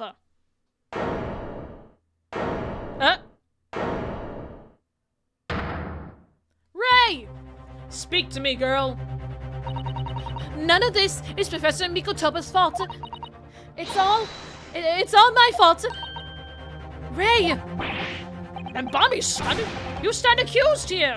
Outbursts like this will not be tolerated. But it was me. I was the one who noticed that the poison we were developing had been stolen that day. What? So you knew. I've been placed in charge of overseeing the project. It was the day that the professor and Suzuki-san were interviewed together for the newspaper. That's when I noticed that some of the poison was missing. Just a tiny amount it was. Why didn't you let me know immediately? I was scared. The whole project was supposed to be confidential, but some of the toxin had somehow been taken. So, I decided I'd try to get it back before anyone else found out. Because I had a very good idea who the thief was. The thief? You don't mean... Yes, of course.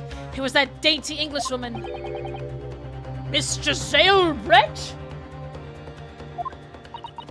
That's why I decided to join a little group of people going to the seaside. Inside the beach hut, I confronted Miss Brett. But she just sat on a stool at the back of the hut, smiling sweetly at me as if she knew she was untouchable. I know it was you who stole the poison. Well now, whatever do you mean? And then, she suddenly got to her feet before falling to her knees in front of me and then collapsing on the floor. Blazing, I don't know if you want some of that for a seasoning on your lunch. I think you could go better with a better sauce. Maybe like a garlic sauce. Maybe a soy sauce. Not a poison. Not a poison. That's when I saw the knife in her back. I couldn't understand what had just happened. And then a moment later, I was seized with fear. But no, listen. It might have a kick to it. There might be a spice to it. But if that's gonna mess with your insides in a deadly way, then no. Okay, it's only those of you who are immune to poison that can use it as a sauce.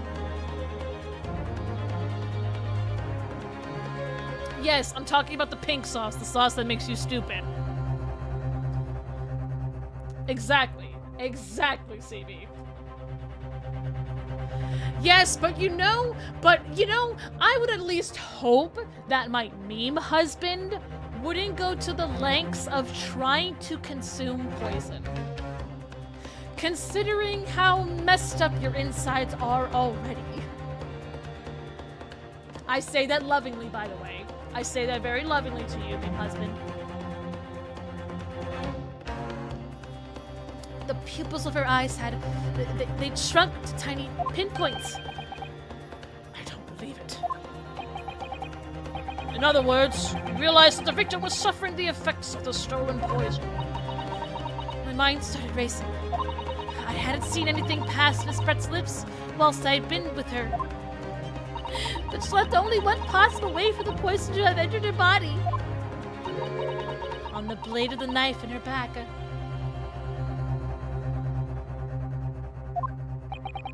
And that train of thought was what spurred you to withdraw the blade. I mean, if you want to talk about Ragatha, I want to talk about Gangle. Gangle had a lot going on in that episode. Yes. If the amount that had entered her bloodstream was small enough, she might still have a chance. That's what I hoped. Really. I'm so sorry for staying silent all this time. And now we're all shocked in silence.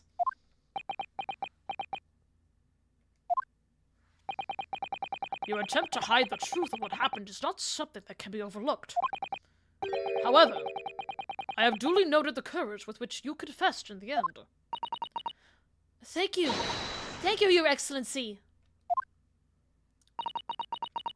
It's barely perceptible, but I do think the balance has shifted a little here. In this courtroom now. Objection! Your Excellency, don't be deceived. The victim just collapsed before your eyes, you say? Well, Membami-san, if that is the case, perhaps you could explain how Miss Brett came to be stabbed? You have no answer, because the simple truth is that you stabbed the victim motivated by revenge. Objection! But you have no conclusive evidence to prove that assertion, do you? Funny you say that. Oh, I have evidence. And it is very much conclusive.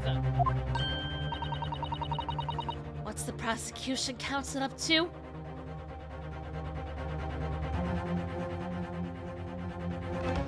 You know, good point.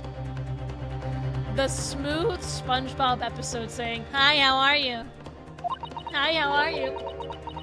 It was brief, but he hesitated for a moment there. I'm almost sure of it. You will produce the aforementioned evidence at once, Prosecutor Archie. Perhaps some praise is due, young Yoko's student. What? Whoa! What's going on in that photo? Hold on.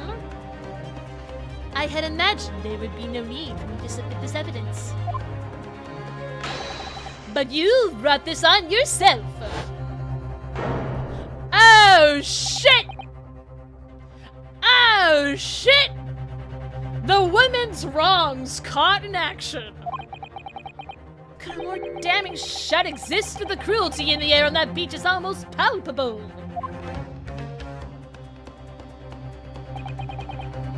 This evidence, more than any other, reveals the true extent of the accused's murderous nature. For it shows the precise moment that Membami-san plunged her dagger into the victim's back. No, that's not true, no! I don't believe it. Ah! The evidence is too much!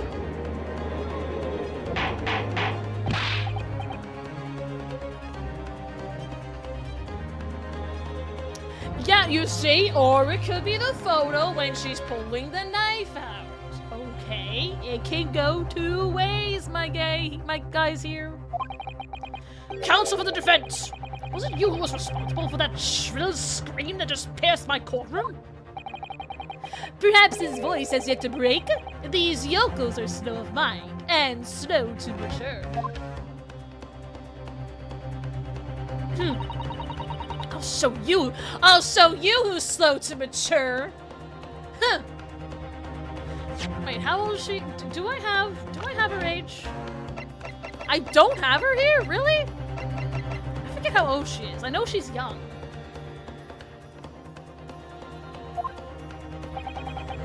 Careful now. Susato is starting to show her face here. It is often said that a picture is worth 1,000 words. And here we have ample proof. The court will accept this extremely cogent photographic print as evidence. The incriminating photograph. Incriminating. I can't believe he's had a photograph like that up his sleeve the entire time. He really just pulled it out and said, "Look at this photograph." 'Cause every time I do it makes me sad.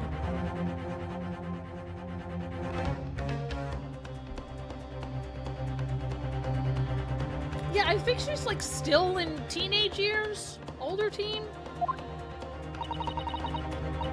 Which means like my girl is a 16-year-old standing up on a defense lawyer stand. Like, goddamn. It's such a stark image. I'm genuinely lost for words.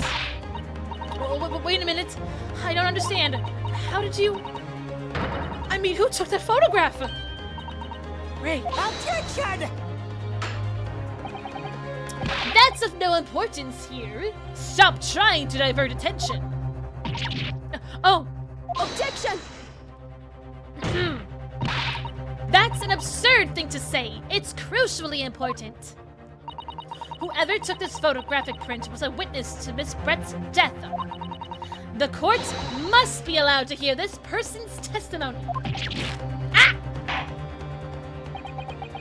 I will uphold the defense's demand. The prosecution will reveal the identity of the person responsible for taking this photograph at once. Yeah, Archie? Yeah? You wanna... Yeah? Mm-hmm. Well, I'm afraid I can't do that. Pardon? You see, this print arrived at the Imperial Police Bureau headquarters by express post yesterday. Yesterday? But there was nothing to indicate the sender's name or address. The provenance of the print is unknown. Goodness! Are we to understand then, counsel, that in full knowledge of the fact that this photograph has the murkiest of origins, you nevertheless believe it fit for submission as evidence in the Supreme Court? When you first produced that print before, I noticed that you hesitated for a brief moment. Because you knew that it wasn't completely reliable evidence. Didn't you? Silence, you yokel student and blabbering professor! What matters is the blatant truth that this print so elegantly expresses. But the defendant has already admitted to pulling the blade from the wound. Clearly, this isn't the moment that the knife was plunged into the victim's back, but the moment it was withdrawn? Don't waste this court's time with your ramblings. Indeed. Without knowledge of who produced this print, we have no means of verifying the claim. The scene it captures is without doubt the most compelling evidence presented to the court. But the defense is unable to shed any further light on the matter. I believe the conclusion is clear. Oh no! Oh yes! Susato, this is the time for you to fight. If what you've established so far is true, then there can be no doubt. This photograph shows the moment that Ray withdrew the blade from the victim. Yes, we just need to prove that somehow. You'll have plenty of time to rue your defeat on the slow train back to the provinces. And to rue the day you came up against Taketsuchi Achi in the court of law. If If I can't determine who took this photograph, then the trial's going to come to an end. There must be a clue somewhere. There must be some way of working out who took it.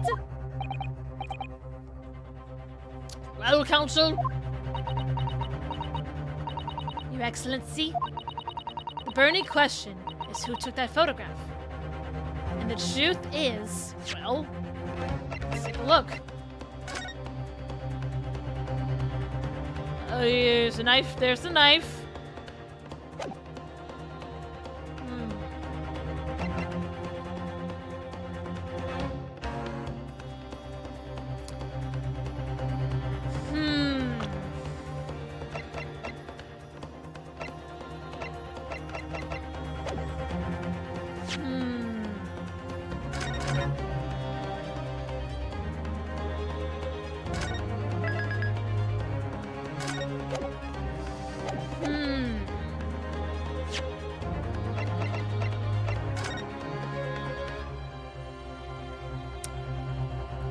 Well, like, so here's a thing. Oh, wait a second. Wait, hold the phone. That looks like the same exact thing that was on here.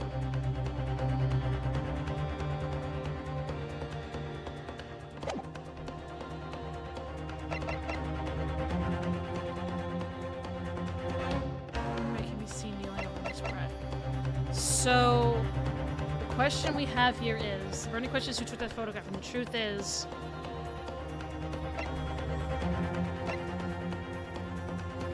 Right. We do have an answer now.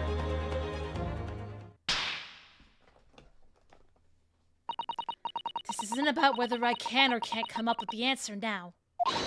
I simply have to. The identity of the person who took this dramatic photographic print is, I assure you, something the defense can and will reveal. What? No! You can't possibly! But as you so boldly claim that you can, please do enlighten us. Unfortunately, I'm unable to present a name. How utterly underwhelming! Did you really believe you could? Excuse me? I am talking, mister. I am able to present evidence. The defense has a piece of evidence that reveals important details about the photographer's identity. What? Very well then, Counsel, present your proof to the court. Which piece of evidence do you claim reveals something about the identity of the mystery photographer? It is literally the article here. Because they have the same scratch. So I'll present the article. What is that? A newspaper again? Raucous England attorneys tell all. It's not the headline that's relevant here, Your Excellency. It's the photograph. If you look at it closely, you'll notice that there are some white lines on the right-hand side. Ah, yes, indeed. They had already caught my eye, as it happens.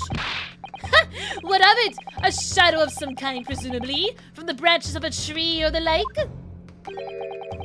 There are no trees growing inside my laboratory at the university, I can assure you. Now, if you look closely at this photograph...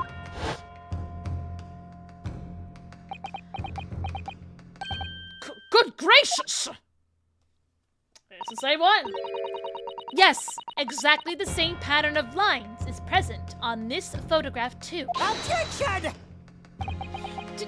Well, that tells us nothing.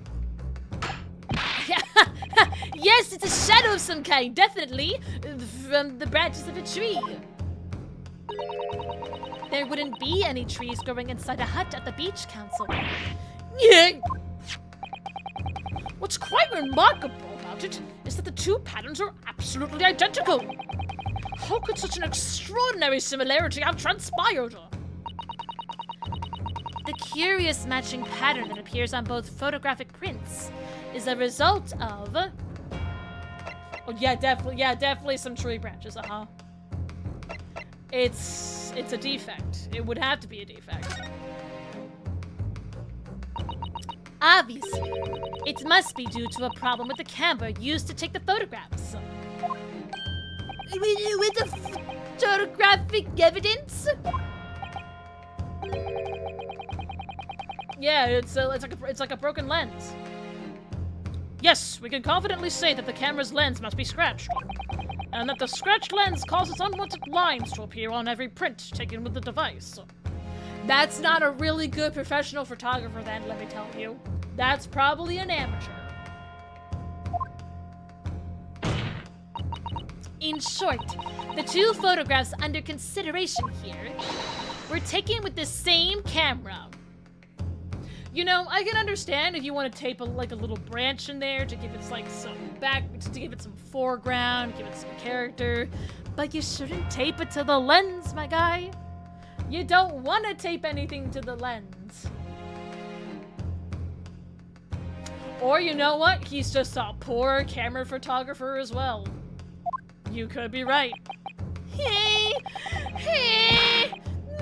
But there must be hundreds of such camera devices here in the capital. It would be utterly impossible to identify the owner of this particular one. Objection! I think you're forgetting, Prosecutor Archie, that one of the photographs featured in a newspaper article. Is in a newspaper article. A newspaper, That's right. Point! The author of that article is the mystery witness to this crime. What? Ah! I wonder if that one guy taking pictures of Mitsune has any idea who this could be. Truth! Speaking of him, I see why you're called and we're called the Rakshas England returnee. What are you yelling about? You've already testified. It's Menimemo, I tell you! Menimemo! Memo! Suzuki-san, what was that? Did you say Menimemo? Ever since I returned to Japan, a reporter from the Shoyu News has been hounding me, following me on every move. A reporter by the name of Reitan Menimemo. Yes, hounding me from dawn to dusk. Ah, now that he mentions it. He secretly spies. Yeah, see? What's this? Who was this guy? Who's this guy here? Could that same reporter be?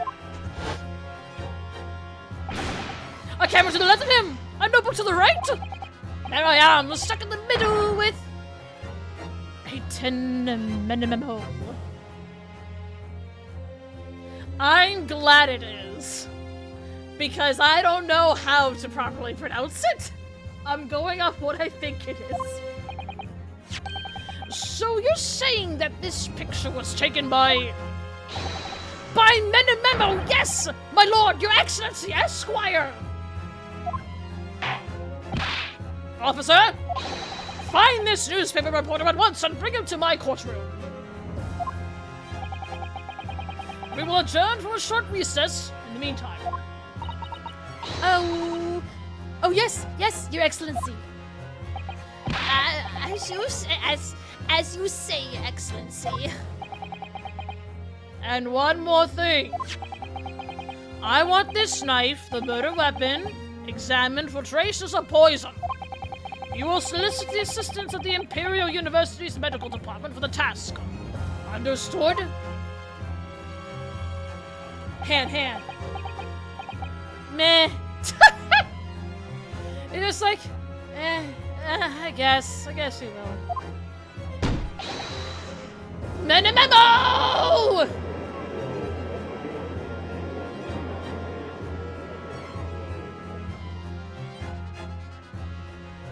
Yay!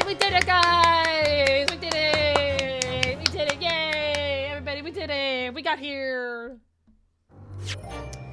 I would like to say my current progress. Yes! We got through the first part! And I will be right back. Chat, I need to go get some more water. Possibly grab a little snacky, because I am a little hungry.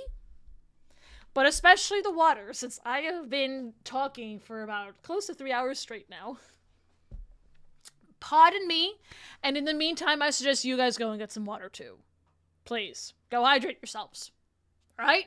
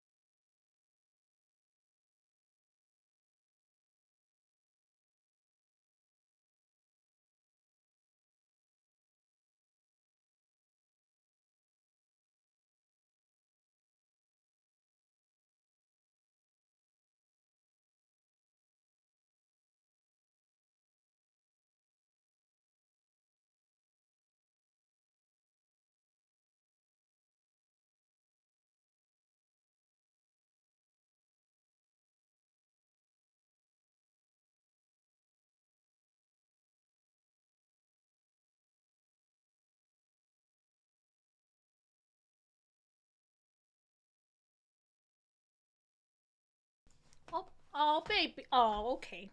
She got camera shy. She got camera shy. I try to bring her in, being like, oh, let's go say hi to chat. And she's like, nope. Nope, not at all. Not at all. I grabbed me a snack.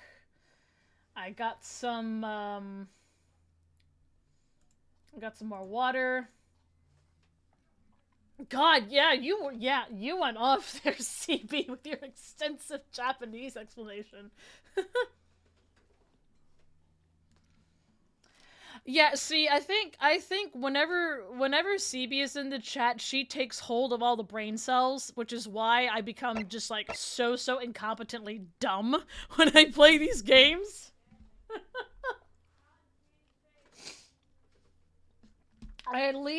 There's at least somebody in here who is able to make sure that things go straight.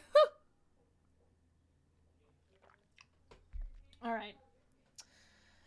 Let us hold up. I need to check one more thing, actually.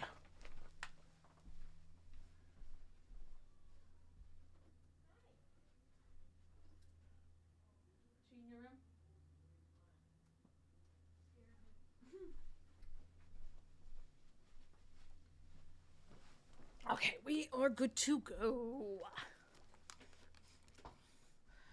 Alright, let's see what the recess is gonna be like.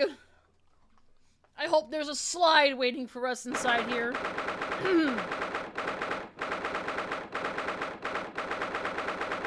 About 3 hours later, in the antechamber.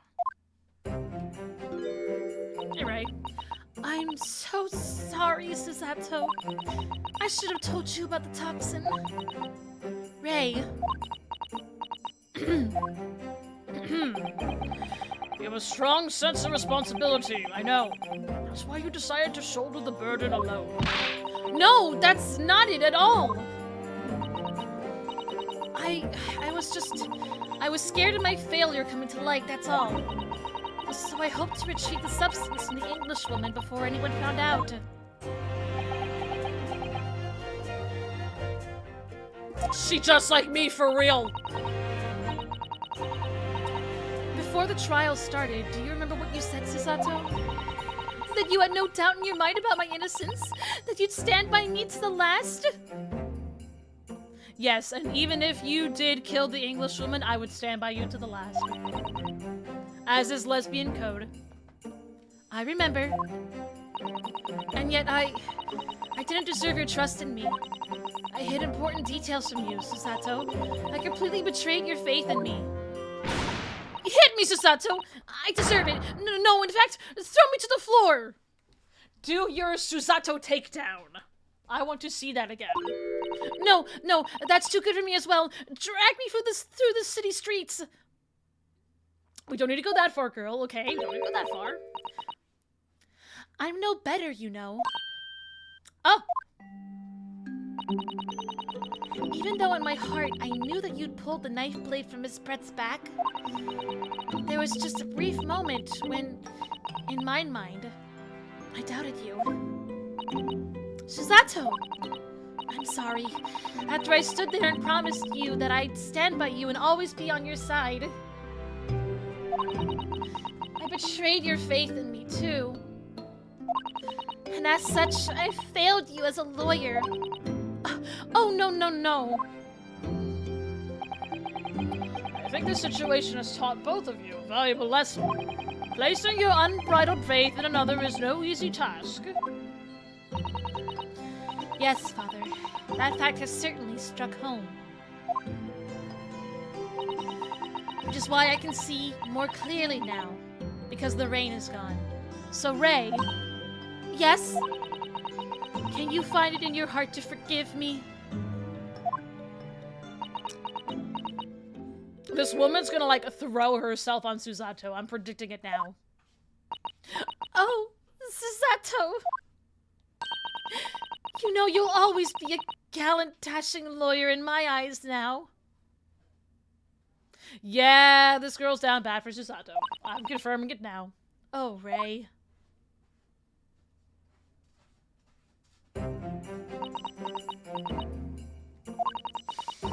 was so scared, you know, when it happened.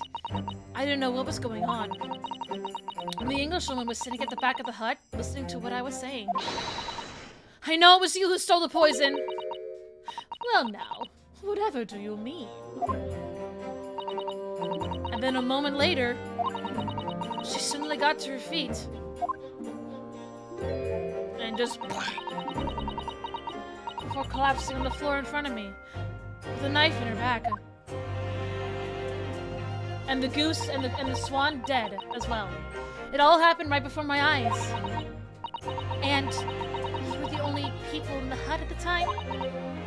That's right. Just Miss Brett and myself. There was no one else. So I just don't understand how she could possibly have been stabbed like that. A great mystery indeed. I still can't believe it happened. That's why I just couldn't bring myself to speak up. It will be all right. However, it happened, and whatever really went on by the sea that day. I promise you that I'm going to prove everything you said you saw is true.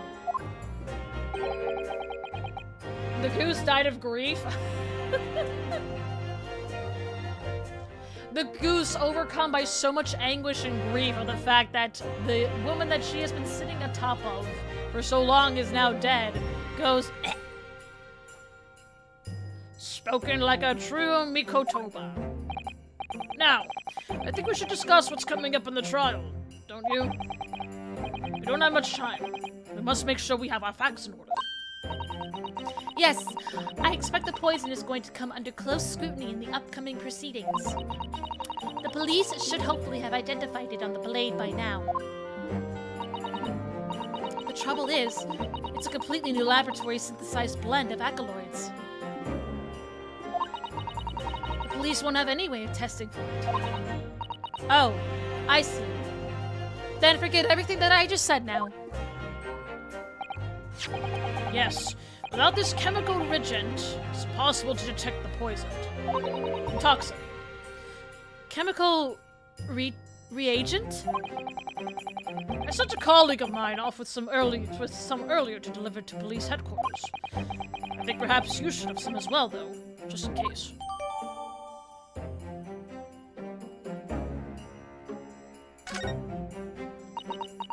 Wow! God damn it, CB, coming in with the puns as she does, and me every time having to acknowledge it and read it with my own eyes, to then go and say,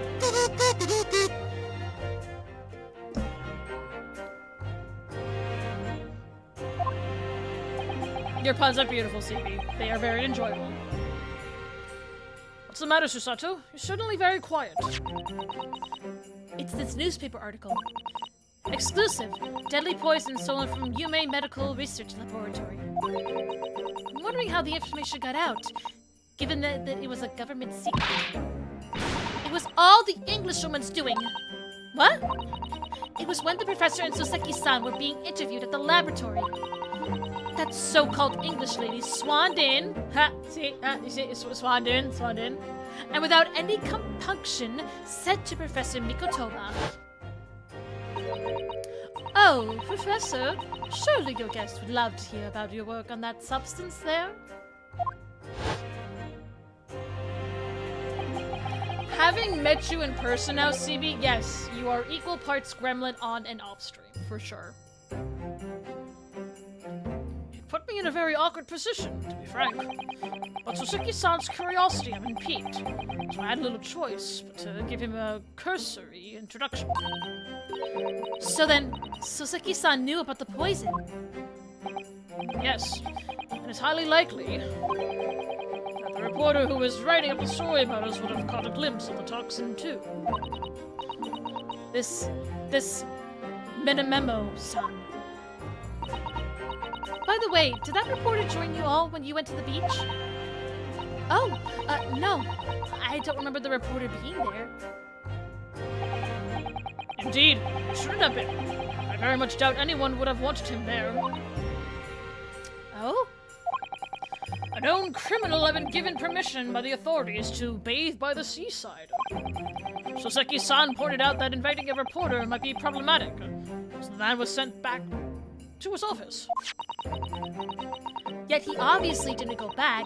He secretly followed the party to the beach and took this very candid photograph. And then presumably he posted it anonymously to the police. Ah! Yes, that must be what happened. Counsel!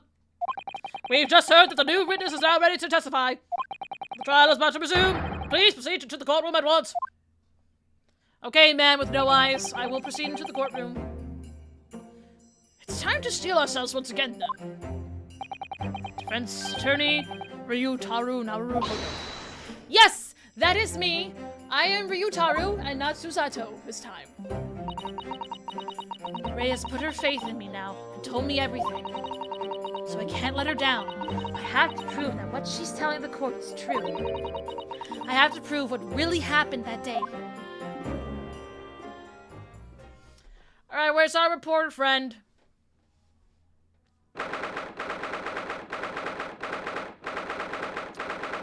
It's 11:30 a.m. in the Supreme Court Judicature in courtroom 1.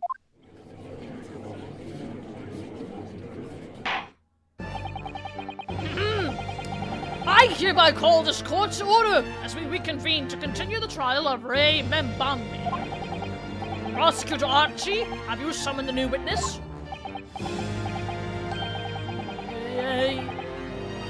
Before I address that question, Your Excellency, I have some very important news to share. Huh? What news? And why does he look so happy about it? During the recess with the collaboration of Professor Mikotova's laboratory at Yume University, the police re-examined the knife that was used to end Miss Giselle Brett's life. Excellent! I admire your rapid handling of the matter. Oh, too kind, Your Excellency, too kind! I was merely carrying out your instructions, of course. Had the reagent delivered to police headquarters by rickshaw, so we would be there in good time. But judging by the man... But judging by the man's swagger, I fear we might need to brace ourselves for the inevitable. And, counsel, what were the results? Oh, wouldn't you like to know? This dagger, which was so cruelly used to end the life of the victim, has no trace of poison anywhere along its blade. What? Are you sure about that? I would stake the reputation of the police on it. Armed with the reagent, the test is extremely simple. You couldn't have made a mistake. No trace of poison was found on the blade. Okay. In short, the accused's feeble excuse earlier has been utterly destroyed. It went kablooey, as did she. Explosions in her face. Boom. Now the prosecution is ready to call the new witness. Ah, a newspaper reporter who managed to capture a photograph of the crucial moment. Good. Very well. Officer, bring in the witness. No trace of poison on the knife. But if that's really the case, how could the toxin have entered the victim's body? Well, gee, I don't know. Oh, there's our fledgling, budding reporter boy. Witness, please state your name and occupation for the court. Alright, what kind of voice am I gonna do for you, buddy? Right and Menmo of the Show You News, in what people like to call a giorno. What's a giorno, Father? Do you know? Simply a contraction of journalist. I'm there when the news breaks, putting pen to paper to catch those scoops so they're in print the next morning. Oh my god, he stretched out his suspenders. They don't call me the hero of the herald for nothing, the nice guy of news. He gives me Jacksepticeye vibes, and I'm gonna go Jacksepticeye vibes with him. Oh, so, it was you who took this photograph, was it?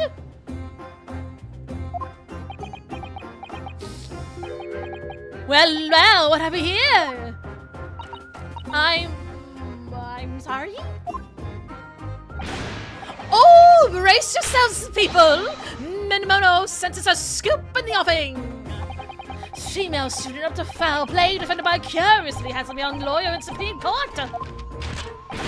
The readers will lap this up. We'll set it above the fold at 72 pointed and 5-link format of the morning edition. Huh? Right then. Let's start with her name. Oh.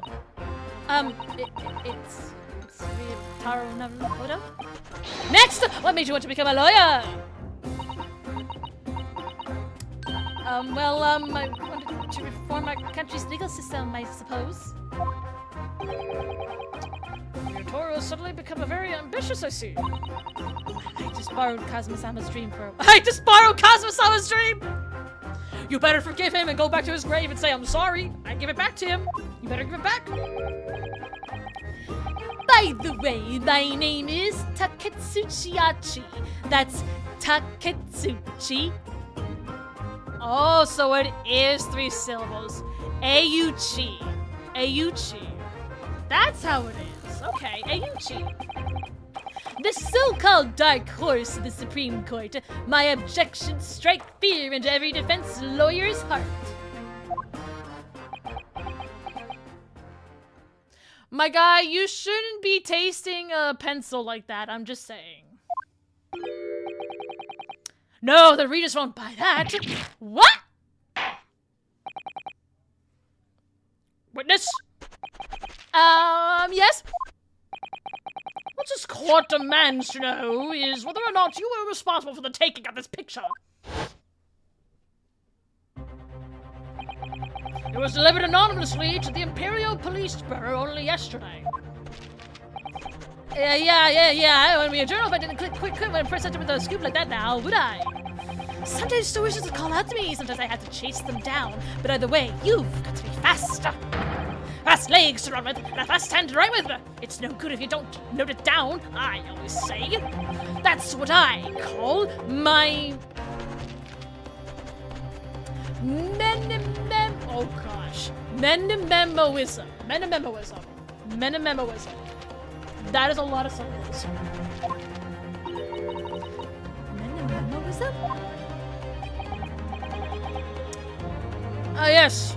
I remember your face. I met that day when you were interviewing myself and Suzuki-san. Yes, right. That was me. Memo again. You were supposed to be going back to the Shoyu News office after our meeting. But the scoop is, I didn't. Because that Englishwoman's words had piqued my journalistic interest. Miss Brett's words? A criminal left to do as she pleases just because she happens to be a British citizen? Okay, you broke your pencil, my boy. It's horse dung! This country's judiciary is rotten to the core! The Supreme Court's rulings aren't worth the paper they're written on. The police are just imperial pawns! Stay your tongue, young man! There are complex political issues at play! Well, anyway, I quickly jotted down those words she said in my memo pad. Are you ready? I'll read it out. It's all here. Right, here goes. I should like to go with everyone to see your country's coast. A serious criminal going on some junket. The people need to know about this. That's why I decided to sneak after them. To get the woman's story so I could hammer her in the press. Do you mean to say that you did indeed witness it firsthand? same scene portrayed in this photograph? The ping. Oh yes, I saw it with my very own journey eyes. On the start to finish with the viewfinder of my trusty camera. Thank you, Minamemo-san. You will now give a formal testimony before the court. You will state exactly what it is that you witnessed of the events surrounding Miss Brett's death. This man is all over the place, and I like it. The camera never lies. The beach hut was made of shoddy old reed screen, so there are plenty of gaps I could see inside there. The Englishwoman was sitting on a stool when the student girl came in and started arguing with her. Seconds later, the girl pulled out a knife, throwing the Englishwoman to the floor. She stabbed her in the back. My smoldering Juno spear burst into flames. Quick as a flash, I whipped out my camera ready to click. I pulled apart the rough weave of one of the screens and poked the lens through for a perfect shot. My guy, stretching those suspenders out is not going to bode well for you in the future, just saying. Reed screens, you say? Right! You could see them clearly enough in that great shot I snapped. The hut walls were just screens made of coarsely woven reeds. Yes, it allows the breeze to pass through and bring some relief from the summer heat. And it was a breeze for me to poke my camera through and see the whole thing hotting up. Ignore for the time being the appalling invasion of privacy involved. Did you witness everything that happened from the moment the defendant entered the hut? Oh yes, I saw it. I saw the whole thing from start to finish. And you say that you took the photograph through a gap in one of the screens? Luckily for me, they were pretty shoddily woven. I pulled the reeds apart and thrust the lens of my camera through the gap. Would I get away with it, or would I be seen? It was the gamble of a lifetime. A tenacity of purpose that's considered admirable in a journalist, I suppose. Run a risk one day, run a scoop the next. That's a Menomemoism in a nutshell. At last. It would appear we have a genuine witness to this wicked crime. The evidence and testimony are extremely compelling. I believe we may be close to a verdict. No! Oh, yes, wonderful news, Your Excellency, wonderful. Nevertheless, it cannot be denied. This testimony begs one very large question. Yeah, what question? Exclusive news, startling photograph, all the makings of an exceptional story for the reporter. Why, then, was the story never published?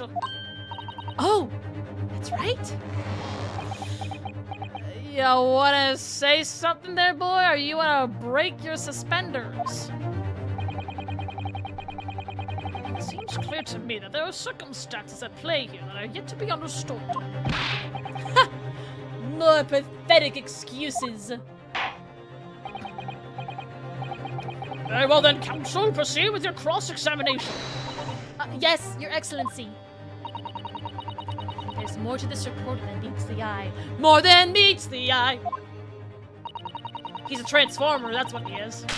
He's keeping something about this case very close to his chest. Maybe it's on that tie of his. Alright. Let's go and see the new evidence we got. Okay, so this is the same as always. This. I want to examine this. The label appears to be written in a foreign language that I don't know.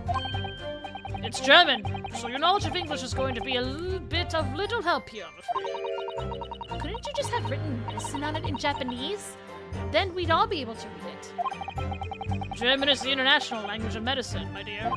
But yes, you can certainly see the merit in labeling the bottle in Japanese. Though I'm not sure medicine would be entirely appropriate. we open it? Is the question. Does not look like we can open it. Anything on the bottom? Nope. Okay. Now let's take a look at the knife. Obviously, there's blood. Ah, yes! This must be the victim's blood! Oh dear. Blood is never a pretty sight, is it? I'm having to fight the urge to run it under a hot tap and get it clean. Always been fastidious about cleanliness, haven't you?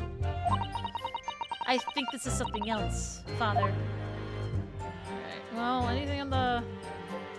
Anything else we need to know? There's nothing there, nothing on the other side, no labels. Just a bloody old knife. With no poison, apparently. Okay. We did all we could there, so let's start pressing this guy. The beach hut has made a shoddy old reed screen, so there are plenty of gas I can see. Hold it! What made you want to see what was happening inside the beach hutch in the first place? Call it journey instinct. Can you think of a better reason? Oh, I don't know. Perhaps because as well as being a proven criminal, the person inside was a young woman? Ah, I see where you're going with this. Brace yourselves, people. Here's painting the journal as a voyeur. It's hardly slander, sir. You had a camera and you were taking pictures without the woman's knowledge. Nope! You got it all wrong, little student boy!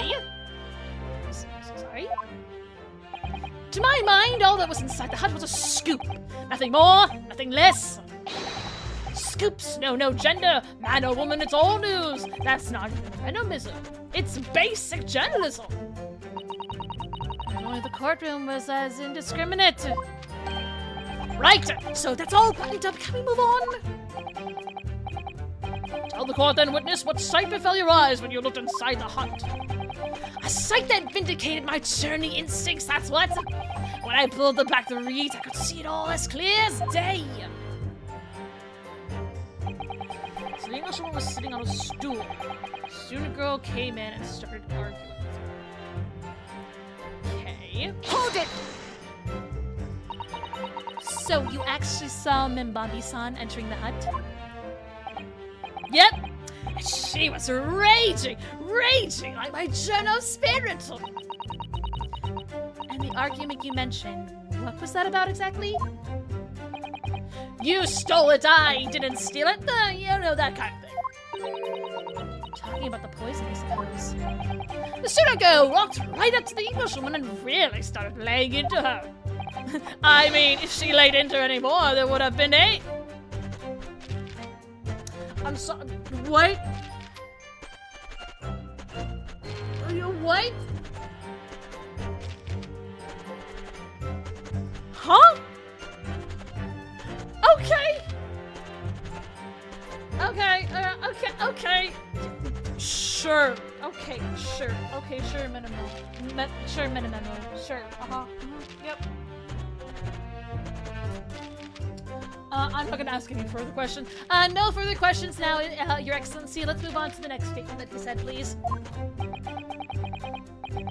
That should have been an offer. His descriptive talents are wasted on journalism.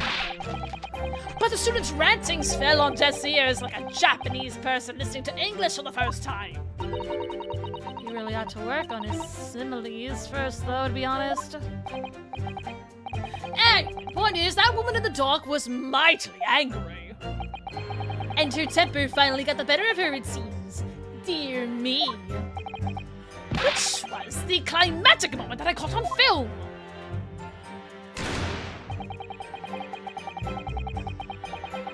Guys, I just noticed something on this man.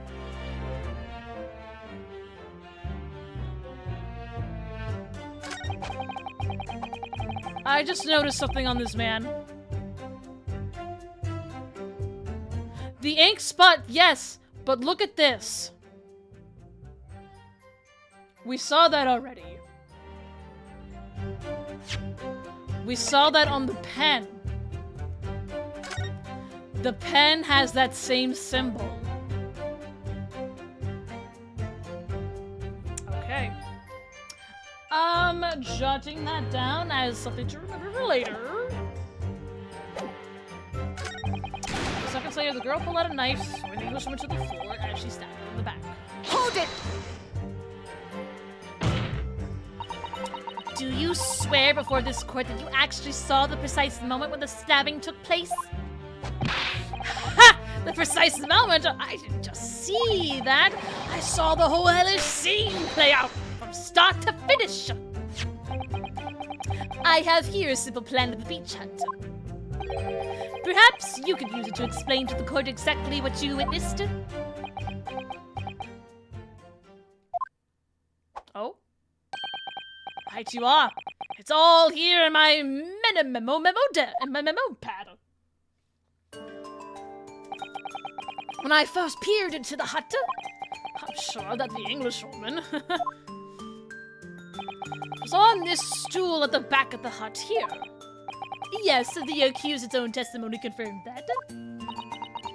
She just sat at the back of the hut, smiling sweetly, is what I have noted down. It's my turn to testify now. Try not to interrupt.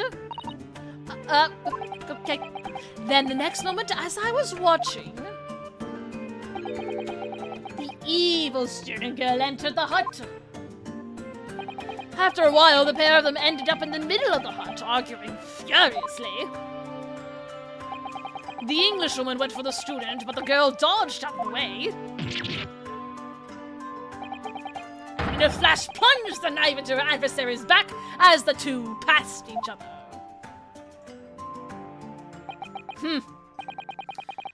What you describe as a grim scene is a grim crime indeed.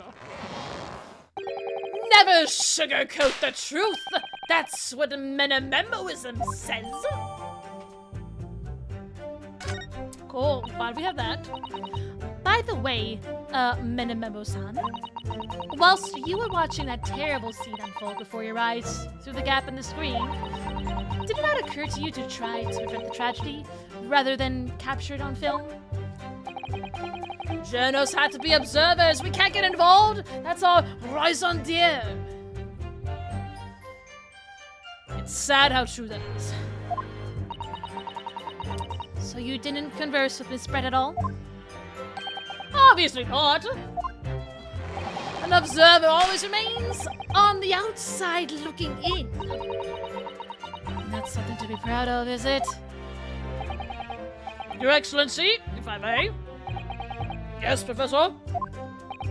I think the witness's last expertly phrased statement should perhaps be added to his formal testimony. Father, what are you... I will grant the defense's request. Menememo-san, you will supplement your formal testimony with the aforementioned statement. Well, nihilism is the foundation of memoism, but I'll gladly prove that my words aren't meaningless. The snap of his freaking... I never once set foot in the hut nor spoke with the Englishwoman. I was there only as an observer. Okay.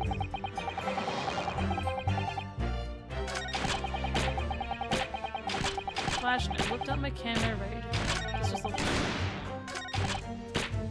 Hold it! Go through everything here. The court is fully aware of your desire to capture the incident on film, I'm sure. But why then did you choose to post the photograph anonymously to the police?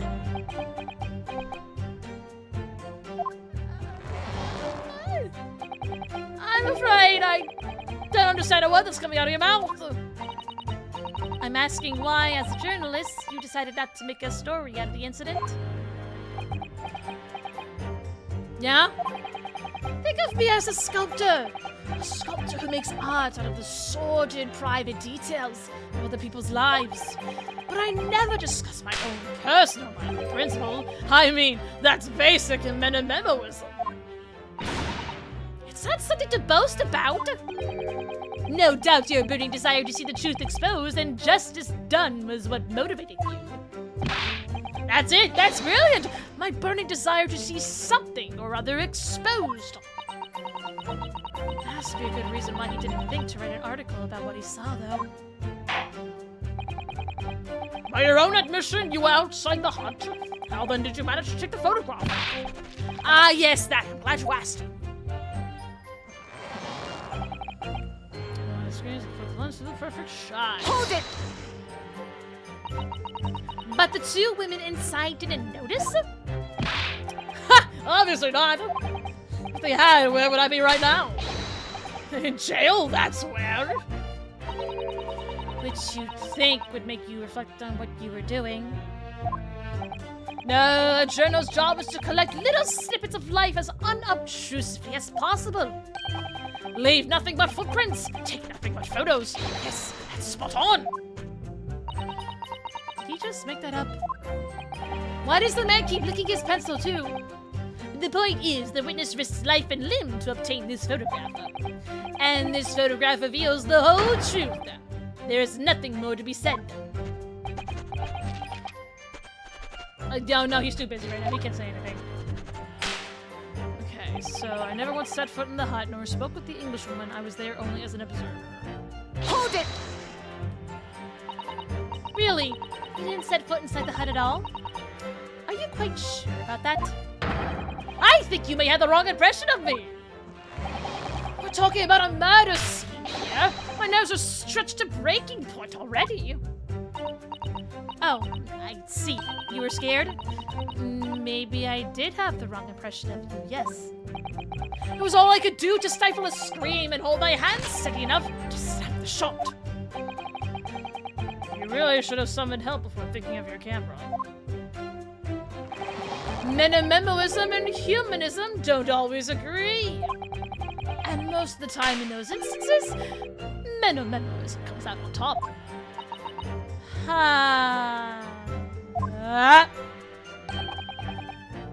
As a sculptor of stories, sometimes I have to be cruel for my art. Yes, that's spot on. Surely he's making all this up. He claims to have spied the whole affair from start to finish. True. His testimony is devastating. But it does seem as though he's holding something back, doesn't it? If that's how you feel, I suggest that you trust your instincts and press him on everything he said. As you've no doubt seen done many times before in your role as judicial assistant. Yes, I have. I've seen witnesses like this pressed often. I know exactly what to do. Okay.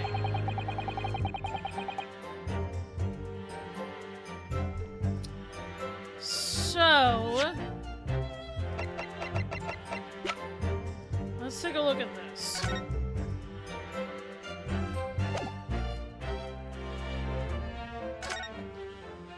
Okay, so this was our culprit here. This is where she died.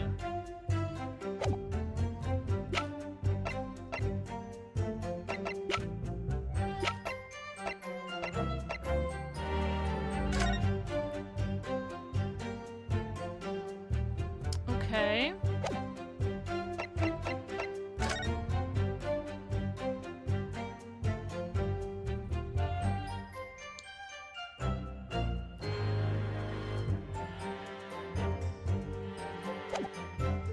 Is it?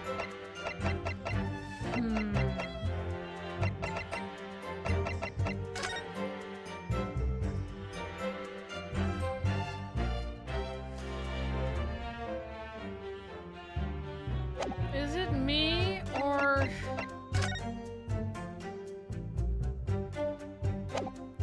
Okay, hold on a sec. Okay, hold on. Because, okay, looking at this photo, there's this thing in the back here. That little slit right there.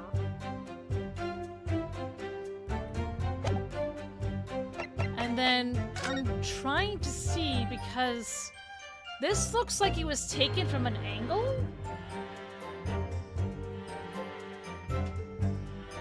Or would there be like a bigger hole in the back? So I'm also trying to think about this. So the culprit ended up there. I wish we knew where he was standing at in this map.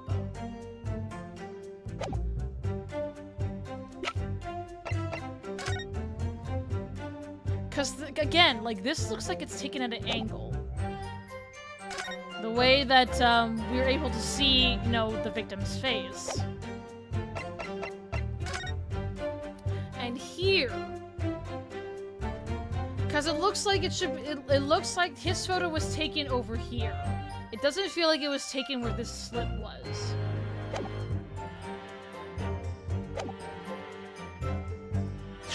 So I'm wondering.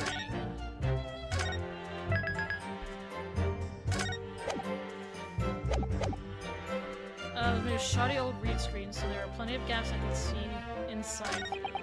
Sitting on a stool when the student girl came in and started arguing with her. The girl pulled out a knife, throwing the Englishwoman to the floor as she stabbed her in the back. Dispersed the flames quickly flash, I whipped out my camera raid and pull apart the rough weave of one of the screens and poke the lens to the perfect shot. Never once set foot in the hut nor spoke with the Englishwoman. Wait, I never once set foot in the hut nor spoke with the Englishwoman. I was only there as an observer.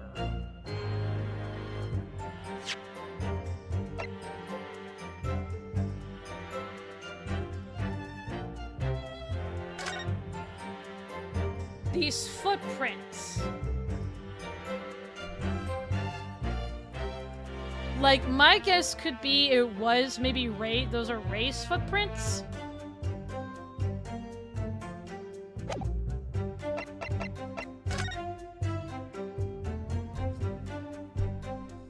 There's something up with the photographs.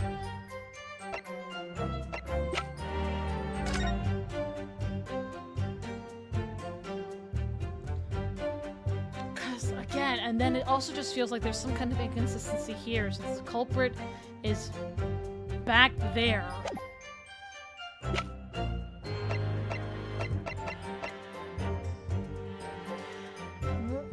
Hold on. I'm forming a thought here. I'm forming a thought. Because I think, like, I think this is accurate. This is also accurate. But I don't think this is accurate. Maybe? One of these photographs, to me, doesn't feel like it's correct. And I think it's this one for some reason. Because if that back there is the slit that he, like, pushed aside,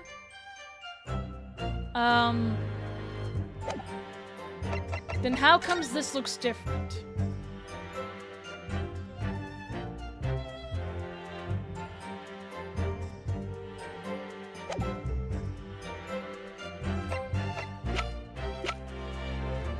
Set foot in the hut nor spoke with the Englishwoman. I was there only as an observer. Okay.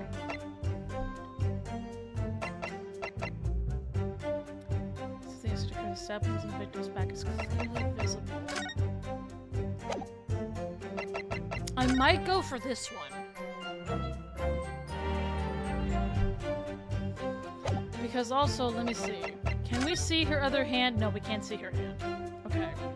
We can't see her hand in that photo. I was wondering if you could see her other hand. So she was just laid out like that.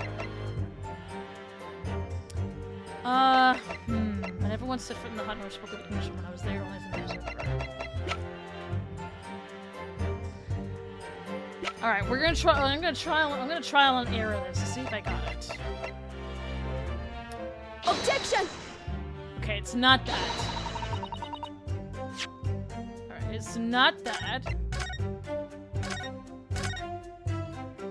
So if it's not that photo.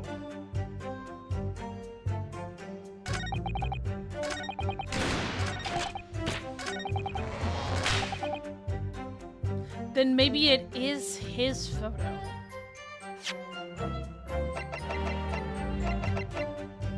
No, right, because that probably is an accurate photo, and that would be accurate as well. So maybe it is his photo. Everyone said from the hut nor spoke with the Englishman. I was only there as an observer. Objection! Damn, it's not that either.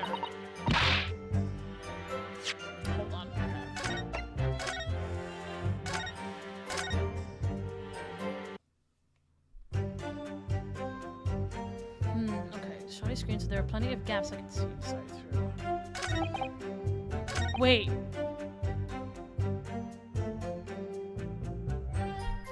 The beach hut was made of shoddy old green screen, so there are plenty of gaps I could see inside through.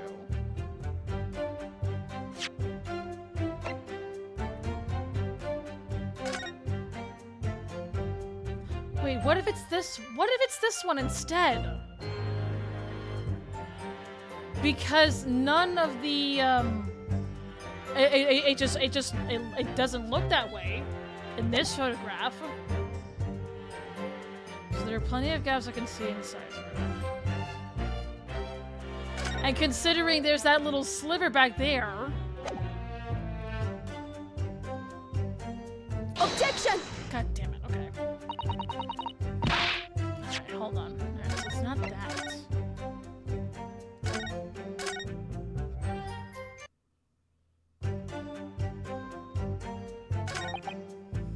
The student girl came in, started arguing with her. Seconds later, the girl pulled out a knife, throwing the Englishwoman to the floor. She stabbed her in the back. Wait!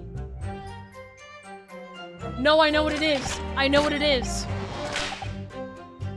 I know what it is. I think I know what it is, actually. I think it's the pen. I think this is the pen. Because remember, the band on his sleeve matches what's on the pen. Objection! Yes! There it is! There it is! He did set foot in, because how come she has that pen in her hand? Minamemo-san, until now, I've had a firm belief that newspapers are in the business of uncovering and publishing the truth. You're spot on there! The press doesn't lie, which is why I'm proud to wear the emblem of the Shoshu News on my arm. See? Yep, there it is. There it is. That's what we needed. That's what we needed. In a way, that's more Memendoism. Sadly, though, it seems the journalists who write for those papers don't always share the same passion for the truth. What are you suggesting with those recriminatory words, Counsel? Minamemo-san, do you recognize this fountain pen? This pen was found at the scene of Miss Brett's death. In fact, the murdered victim was gripping it in her hand as she died. What are you... If you look at the barrel of the pen, you'll notice that its owner's initials are engraved there. RM. Yes, thank you for bringing that up, Counsel. The initials of the accused, Raymond Bambi. It is a coincidence, I wonder. That your initials are also RM? You know! Now they're both sweating. Raiton Menememo. RM. That's horse dung! Can't you see one of the central tenets of Menememoism is being a pencil user? And yet, as the court will clearly be able to see, on your right hand, there it is, that's where it comes into play. there's a very obvious blue ink stain. It would appear that you must have rather carelessly left it somewhere recently. Your favorite fountain pen, that is? Horsey horse dung! Menememo-san, is it not the case that before she died, you met with Giselle Brett in that beach hut? Objection! There it is. why should we listen to this absurd nonsense? It's nothing but another excuse. Exactly! Shoujo News will stand behind me all the way! I deny everything! There must be as many people with the initials RM as there are stars in the night sky! The defense has neither the time nor the inclination to count every star in the sky. And there's no need, anyway, because this pen has more to tell. Yes, there is another clue. A clue that undeniably proves who its owner really is. In that case, counsel, the defense will now show the court where this alleged clue lies. Of course, Your Excellency. Easy peasy, we know where that is, chat. Da da da da da da da da. Right, right there. Oh.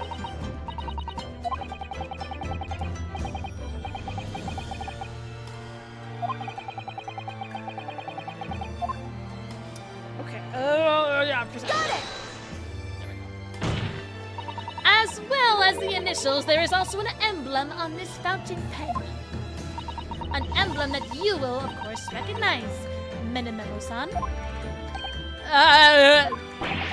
Oh, goodness me. It's the emblem of the Shouju News. In other words, the owner of this pen is an employee of the Shouju News, whose initials are RM. Suddenly, the stars in the night sky don't seem so numerous, do they? Ah. Well, Minamemo-san, how do you respond? No! Man's hat flew right off his head. Explain yourself, witness!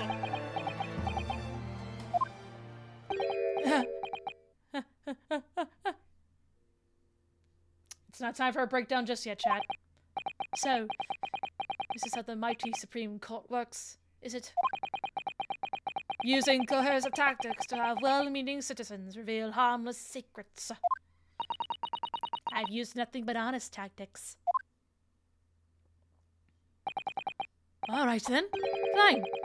I won't try to hide it anymore. Yes, not long before that grim tragedy unfolded. I, a Shouju News reporter on behalf of the public, conducted an interview with an Englishwoman. An interview? You never mentioned this before. When exactly was this? As I said, it was before that evil little student girl showed her face in the hut. It couldn't have lasted more than 2 or 3 minutes, that's all. It was just a brief exchange. But it came to nothing, as we mementoists... I keep thinking it says mementos, and it's like, this is not Persona 5.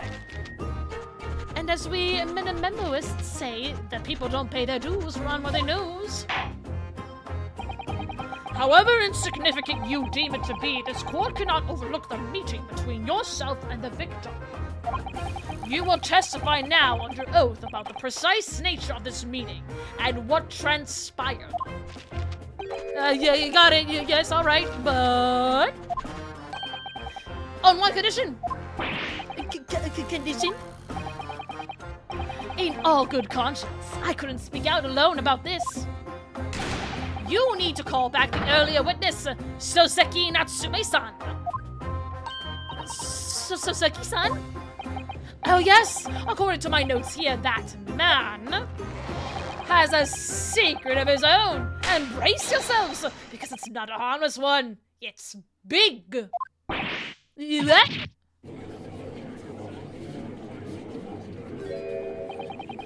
Minamemo states that one man's secret is every other man's front page story. Mementos. God, I cannot even say that. Very well, I will grant the witness's request in this instance. Officer, summon the earlier witness back to the stand. Soseki-san, hiding something? That man has a lot to hide.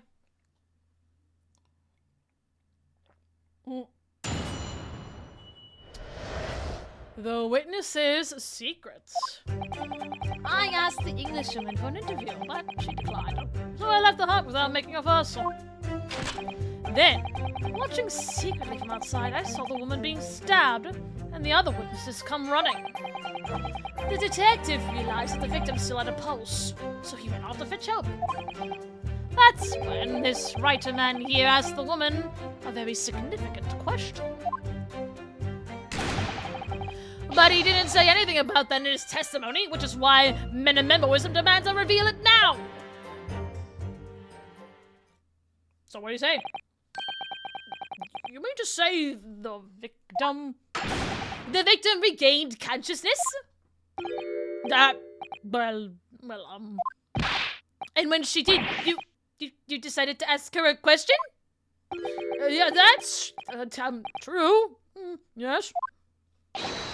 He did, and that's not all. The woman gave him a very definite answer. An answer that incriminates the accused. I wonder how many pencils that guy goes through there he keeps crunching them like that. This is preposterous. Why am I only hearing about this now? Why didn't you mention this before? You yokel hack? It wasn't even a conversation. Yes, I did pose the withering English rose question. I don't deny it. But she could no longer speak. She was barely conscious even. Counsel for the defense. I expect a thorough cross-examination to be conducted here. This court must and will know the truth. Absolutely, Your Excellency. The reporter is claiming that Miss Brett implicated Ray somehow. What on earth could have happened in that hut? A lot of things.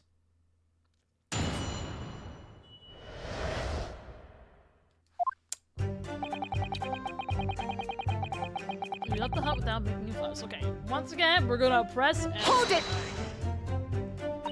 You asked her for an interview, you say? Well, of course I did. I wanted to ask her about the incident she was involved in at the end of last year. About the case in which Dr. John H. Wilson lost his life? That's not the way I phrased it. Made a memo was in calls for straight talking. Why did you murder Dr. Wilson? That's how I put it to her. Yes, that sort of talking is as straight as a ruler. Ask every question as if you're asking for a menu in a restaurant, I say. It's the best way. A veteran at the paper taught me that. And how did Miss Brett answer? With one simple phrase. Mystery is a woman's charm. Woo! That told me, so I waltzed right out of there. Really? Something about that doesn't quite seem to fit together. Leave every room as if you're waltzing in a dance hall, I say. It's the best way. A veteran at the paper told me that.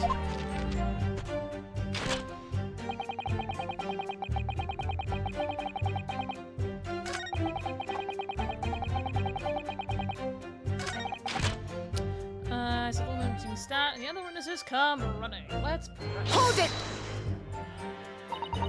That was very persistent of you, considering that Miss Brett had just turned you away. Persistency wins the prize, and a memoist will tell you that. Let them think you left, and just when they lower their guard, that's when you swoop in for the scoop. And the fruits of your labor are all too apparent in this telling photograph. Though I'm sure the young yokel student would rather not be reminded of this damning evidence. Actually, it's thanks to that photograph that we managed to identify this witness. And now that you found me, I'll tell you whatever you want to know. I've got nothing to hide. I'm sure. Please do go ahead, witness. The court is eager to hear what you have to say. Try to stop me. There's a story to tell here, and I'm going to tell it. Victim still had a pulse, so he ran out to fetch for help. Hold it! And Sasaki-san remained behind in the hut? That's right, yep. Our author friend here was a blabbering wreck, shaking all over from his head to his toes, mustache twitching, eyes bulging. What do you expect? You don't know the terrifying troubles that tortured me whilst traveling abroad. Back, behind, baleful bars. They'll be coming for me, surely. That's all I could think. I felt as though I were gasping for air, drowning in a sea of cold sweat. Oh, poor Sasaki-san. His experiences in London have scarred him deeply. As the world seemed to close in around me, I quietly recited a prayer to Amida Buddha. Eternal emptiness, empty eternity. The end is coming for me, surely. No sutras are to resound in my courtroom, please. And now we come to the crucial part.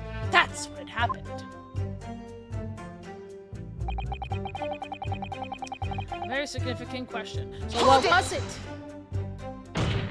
Ah, What question? What exactly did he say?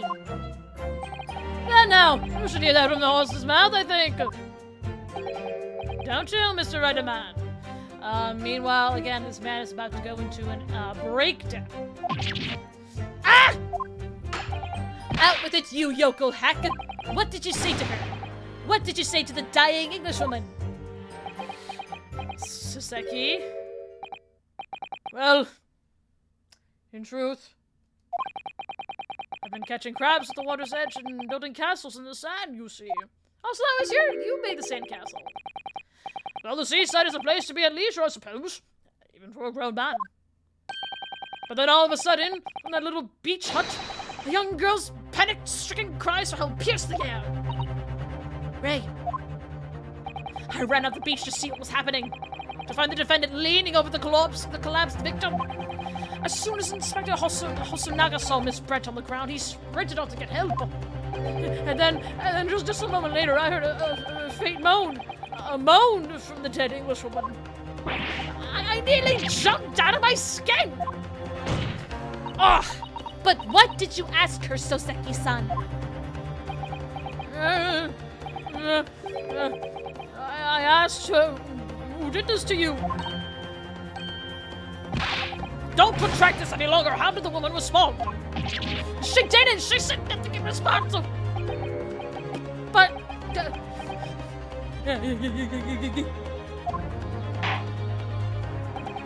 when in the stand, you will answer the questions asked of you unambiguously.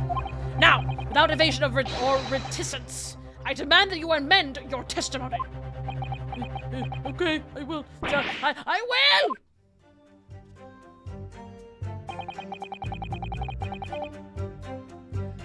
But she never replied. Okay.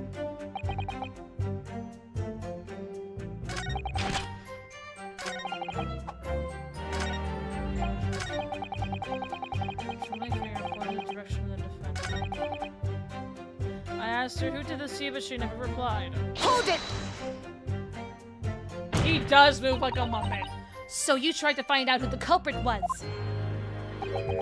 He who asks his question is a fool for a minute. He who does not remains a fool forever. And having been labeled a criminal twice during my time in Great Britain, I was quick to make up my mind. Better to be a fool for a minute than remain a fool in prison forever. However, you've indicated that the victim failed to respond. Is that correct? I know why. I know why the Englishwoman said nothing. She was ignoring me because of my stupid mustache, because I'm Japanese! Oh dear, Soseki-san has really developed a dislike for the English, it seems. Having read the report on this time in Great Britain, I can't say I'm surprised it is xenophobia. But the Englishwoman didn't ignore you at all! Did she, Mr. Redman?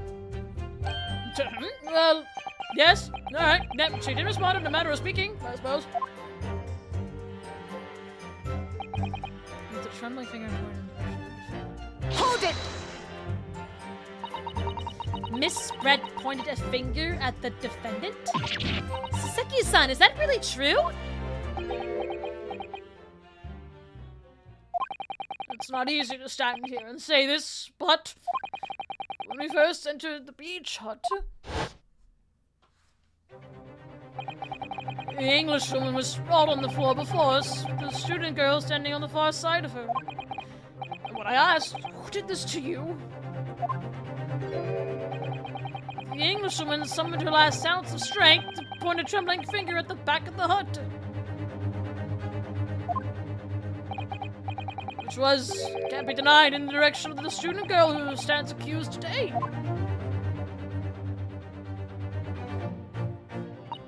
No. Soseki-san! Oh no, did you neglect to mention this in your original testimony? Fiddlesticks, I say! This is not a British court of law. You will respond in Japanese. Oh yes, of course, the Englishwoman did point her finger towards the back of the hut. But I was trembling, and she was trembling, and everything was a blur. And thinking about it, I feel as though perhaps she was pointing in a slightly different direction.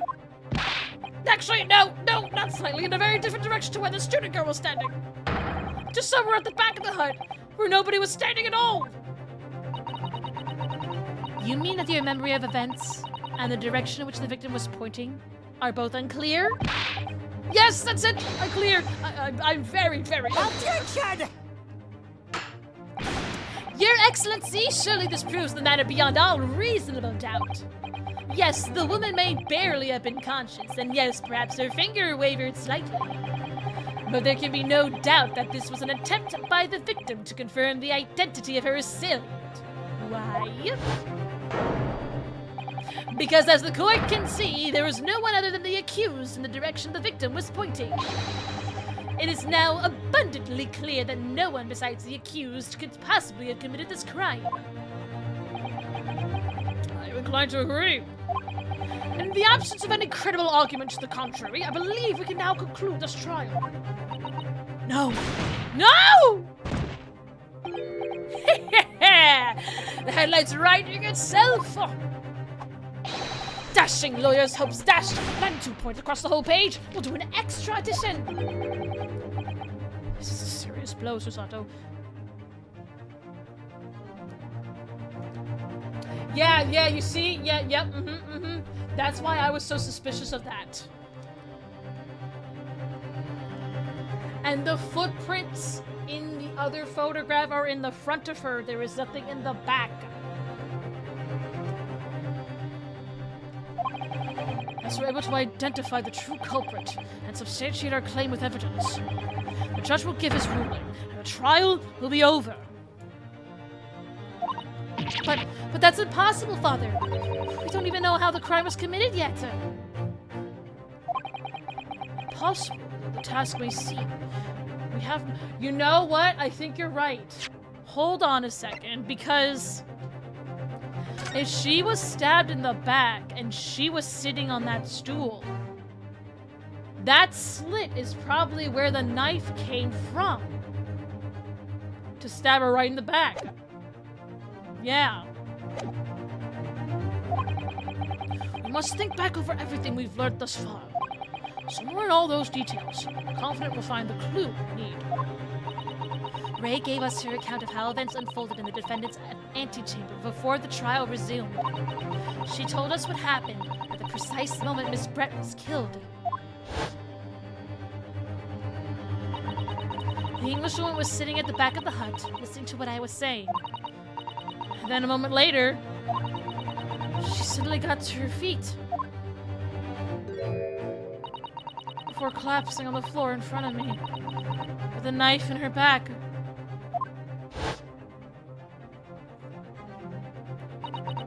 How come Miss Brett had been stabbed in the back in a beach hut that was empty but for herself and Ray? Somewhere amid all the information we've gathered so far, there must be an answer to that question. I take it then that the defense has nothing further to add. So, the gallant Yoko student's luck finally runs out. I can't say I'm surprised. In that case, I am ready to deliver my final verdict on this matter. This is the crucial turning point now. If I can't establish what really happened, it's over. Where was the real culprit hiding? And how did he or she stab the victim? We know how. We know how now.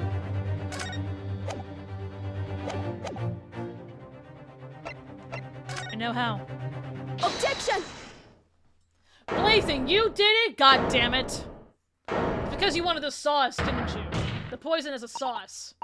Your Excellency, I respectfully ask you to postpone your education for the time being. Oh, to what end, counsel? The defense would like to present the court with an alternative theory.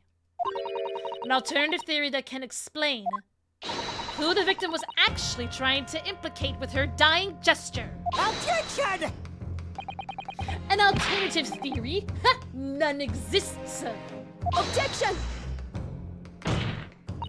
There was someone else present at the scene who could have committed this crime. What? And the victim, Miss Brett, tried to reveal who it was to those around her at the time. by mustering all her remaining strength and pointing a trembling finger in the killer's direction. This is fiction! Fantasy! This ain't no metaphor fantasio, okay? Very well. As you seem so sure of yourself, Counsel, I am prepared to hear your alternative theory.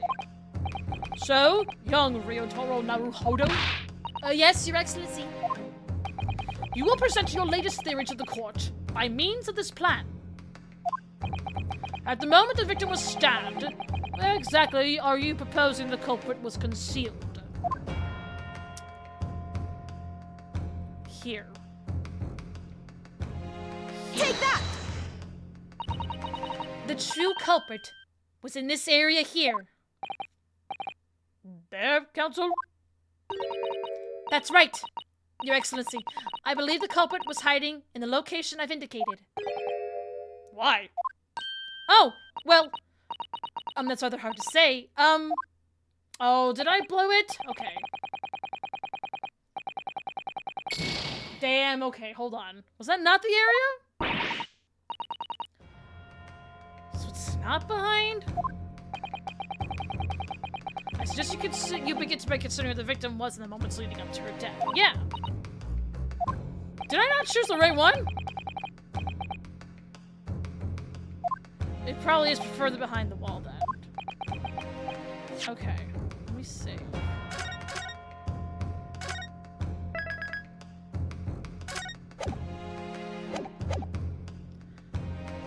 At the moment the victim was stabbed, where exactly are you proposing the culprit is concealed? Okay, so maybe like more so out, like right around like here.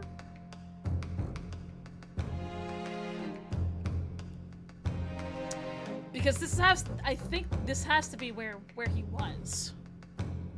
At the moment the victim was stabbed. Where exactly proposing the culprit was concealed. Take that! There it is. Yeah, I just had to go further out. Naruhodo-san would never give up, and I'm a Naruhodo now. The true culprit who fatally stabbed Miss Brett was concealed in this location here. Are you mad, Counsel?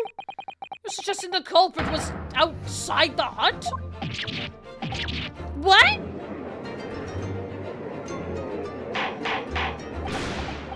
Order, order, order! But student lawyer Naruhodo-san, Esquire, that makes no sense at all! You just pointed out the exact spot where I was hiding to get my scoop snap! But I didn't see any suspicious individuals loitering about, I can swear to that!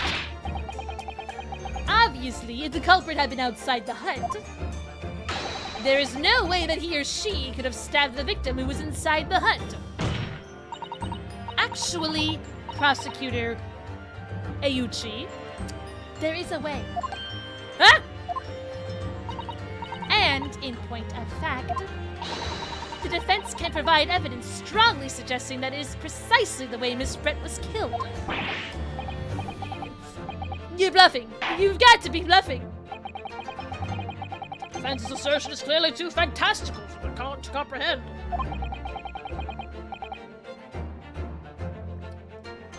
You need to give us more guidance, Counsel. What piece of evidence corroborates your theory that the victim was stabbed from outside the hut? This. Take that! The original photographic print of the crime scene? Yes, it's clearly visible in this print. The trace of the fatal thrust that was delivered from outside the beach hut. Objection! Do you take us for fools? There's no hint of any such thing. I'm not sure that everyone present would agree. Someone at least appears to have noticed what it is that I'm referring to. Counsel, once again, I must call on you to be explicit for the court. Where on this photograph is the trace of the stabbing which you claim took place from outside the hut? Boop, right there. Look closely, just here. In the screen at the back of the hut, you can see the effects of a blade having been forced through the reeds. No, it can't. It can't be. I can't see any such thing. Then you need better glasses, bud. It's true that the hut in question had 4 walls, as you'd expect. However, by parting the reeds, a knife blade could easily penetrate them. This is extraordinary. Yes. The true culprit actually stabbed the victim from outside the beach hut. Ah! And of everyone present at the scene, there is only one person who could have done that. Only one person who was directly outside the hut when Miss Brett was killed. Raiten Minamento-san! It could only have been you!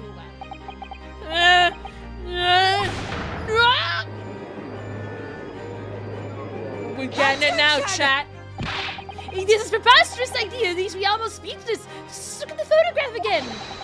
The victim lies almost exactly in the center of the beach hut, does she not?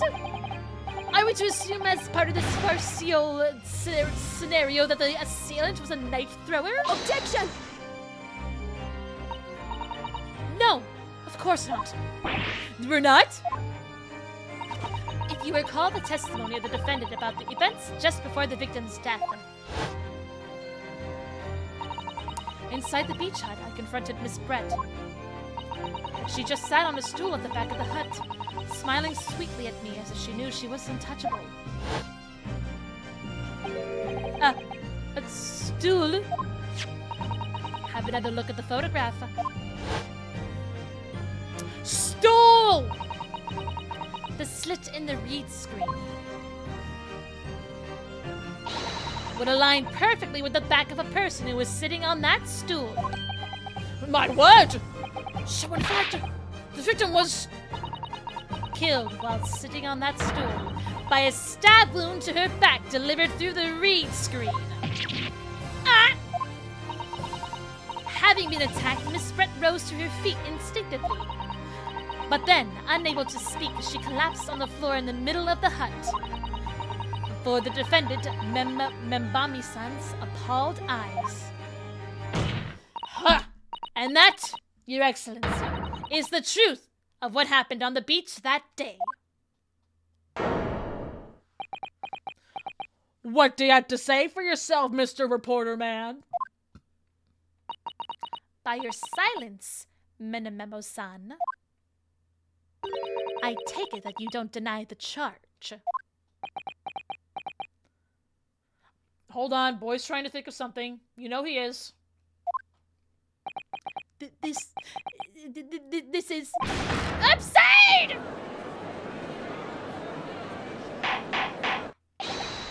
That will do. It would appear that we have a tacit admission of guilt from the witness. Accordingly, this court has successfully established the truth of this matter, which means that the defendant, Membami-san, is innocent of the crime. Oh, thank goodness. I finally made him cave. I must say, I've never been more proud. No, this can't be. The Ayuchi clan can't. What of my growth of hope? It wasn't all an apparition. I can't accept this. I won't. I see no reason for the continuance of this trial. I will therefore move to conclude proceedings by delivering my final verdict.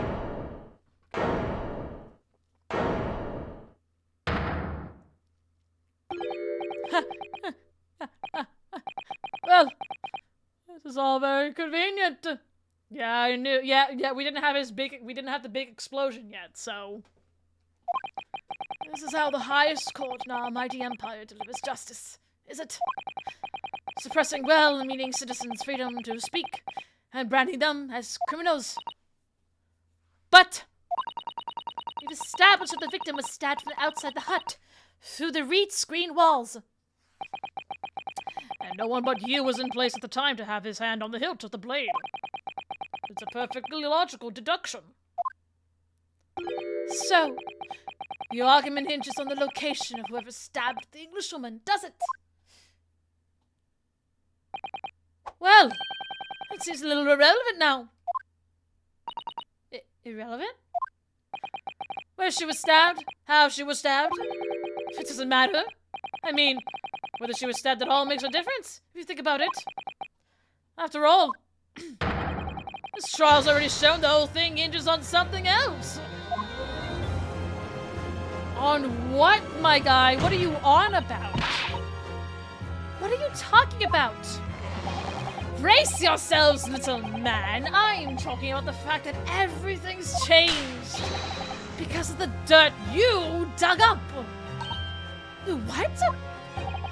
Enough obscurity. Explain yourself, witness. What's to explain? I'm talking about the poison, of course. The poison? Let's ask the professor for a comment on the situation, shall we? I understand that a deadly poison you were developing was stolen from your laboratory, correct? And it's been shown that this poison was administered to the victim, Miss Brett. Is that right? That is correct. The unusual constriction of the victim's pupils are a sure sign that this particular poison was used. I see. So, presumably that means that the victim already had the poison in her body before she was stabbed. Given that her pupils were clearly constricted, it seems highly likely, yes. If she had been dead already, the poison could not have circulated in her blood. You okay there, bud?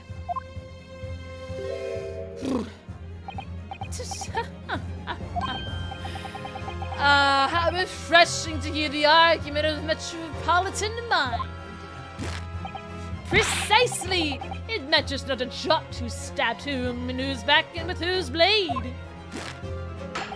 Because, quite simply, the Englishwoman's life was taken not by the knife, but by the poison. Objection!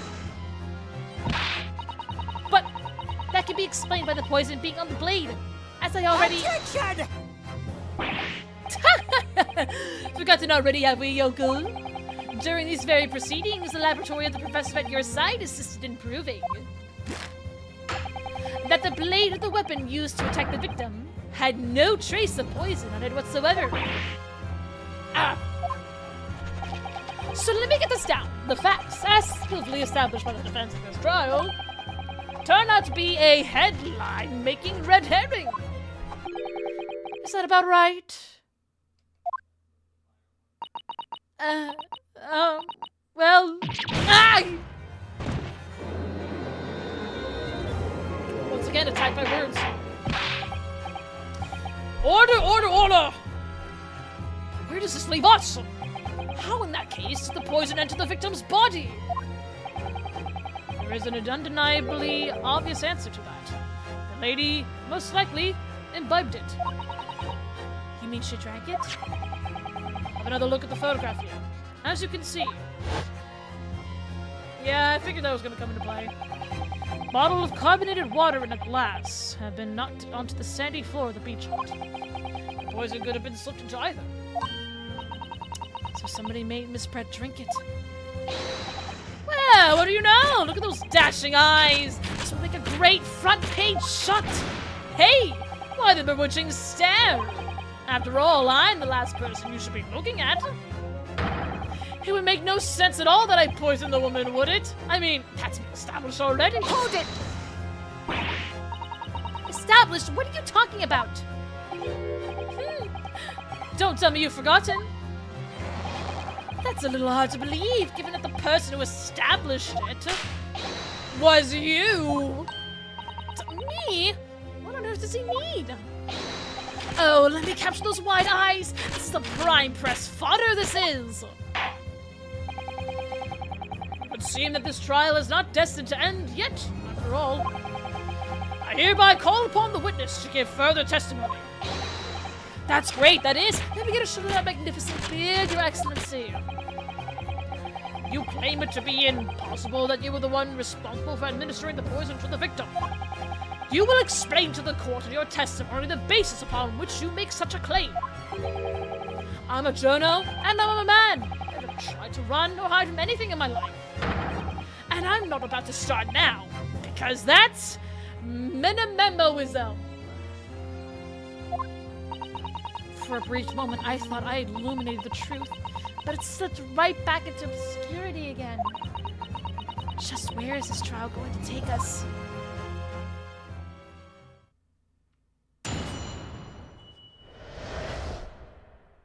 Complete innocence.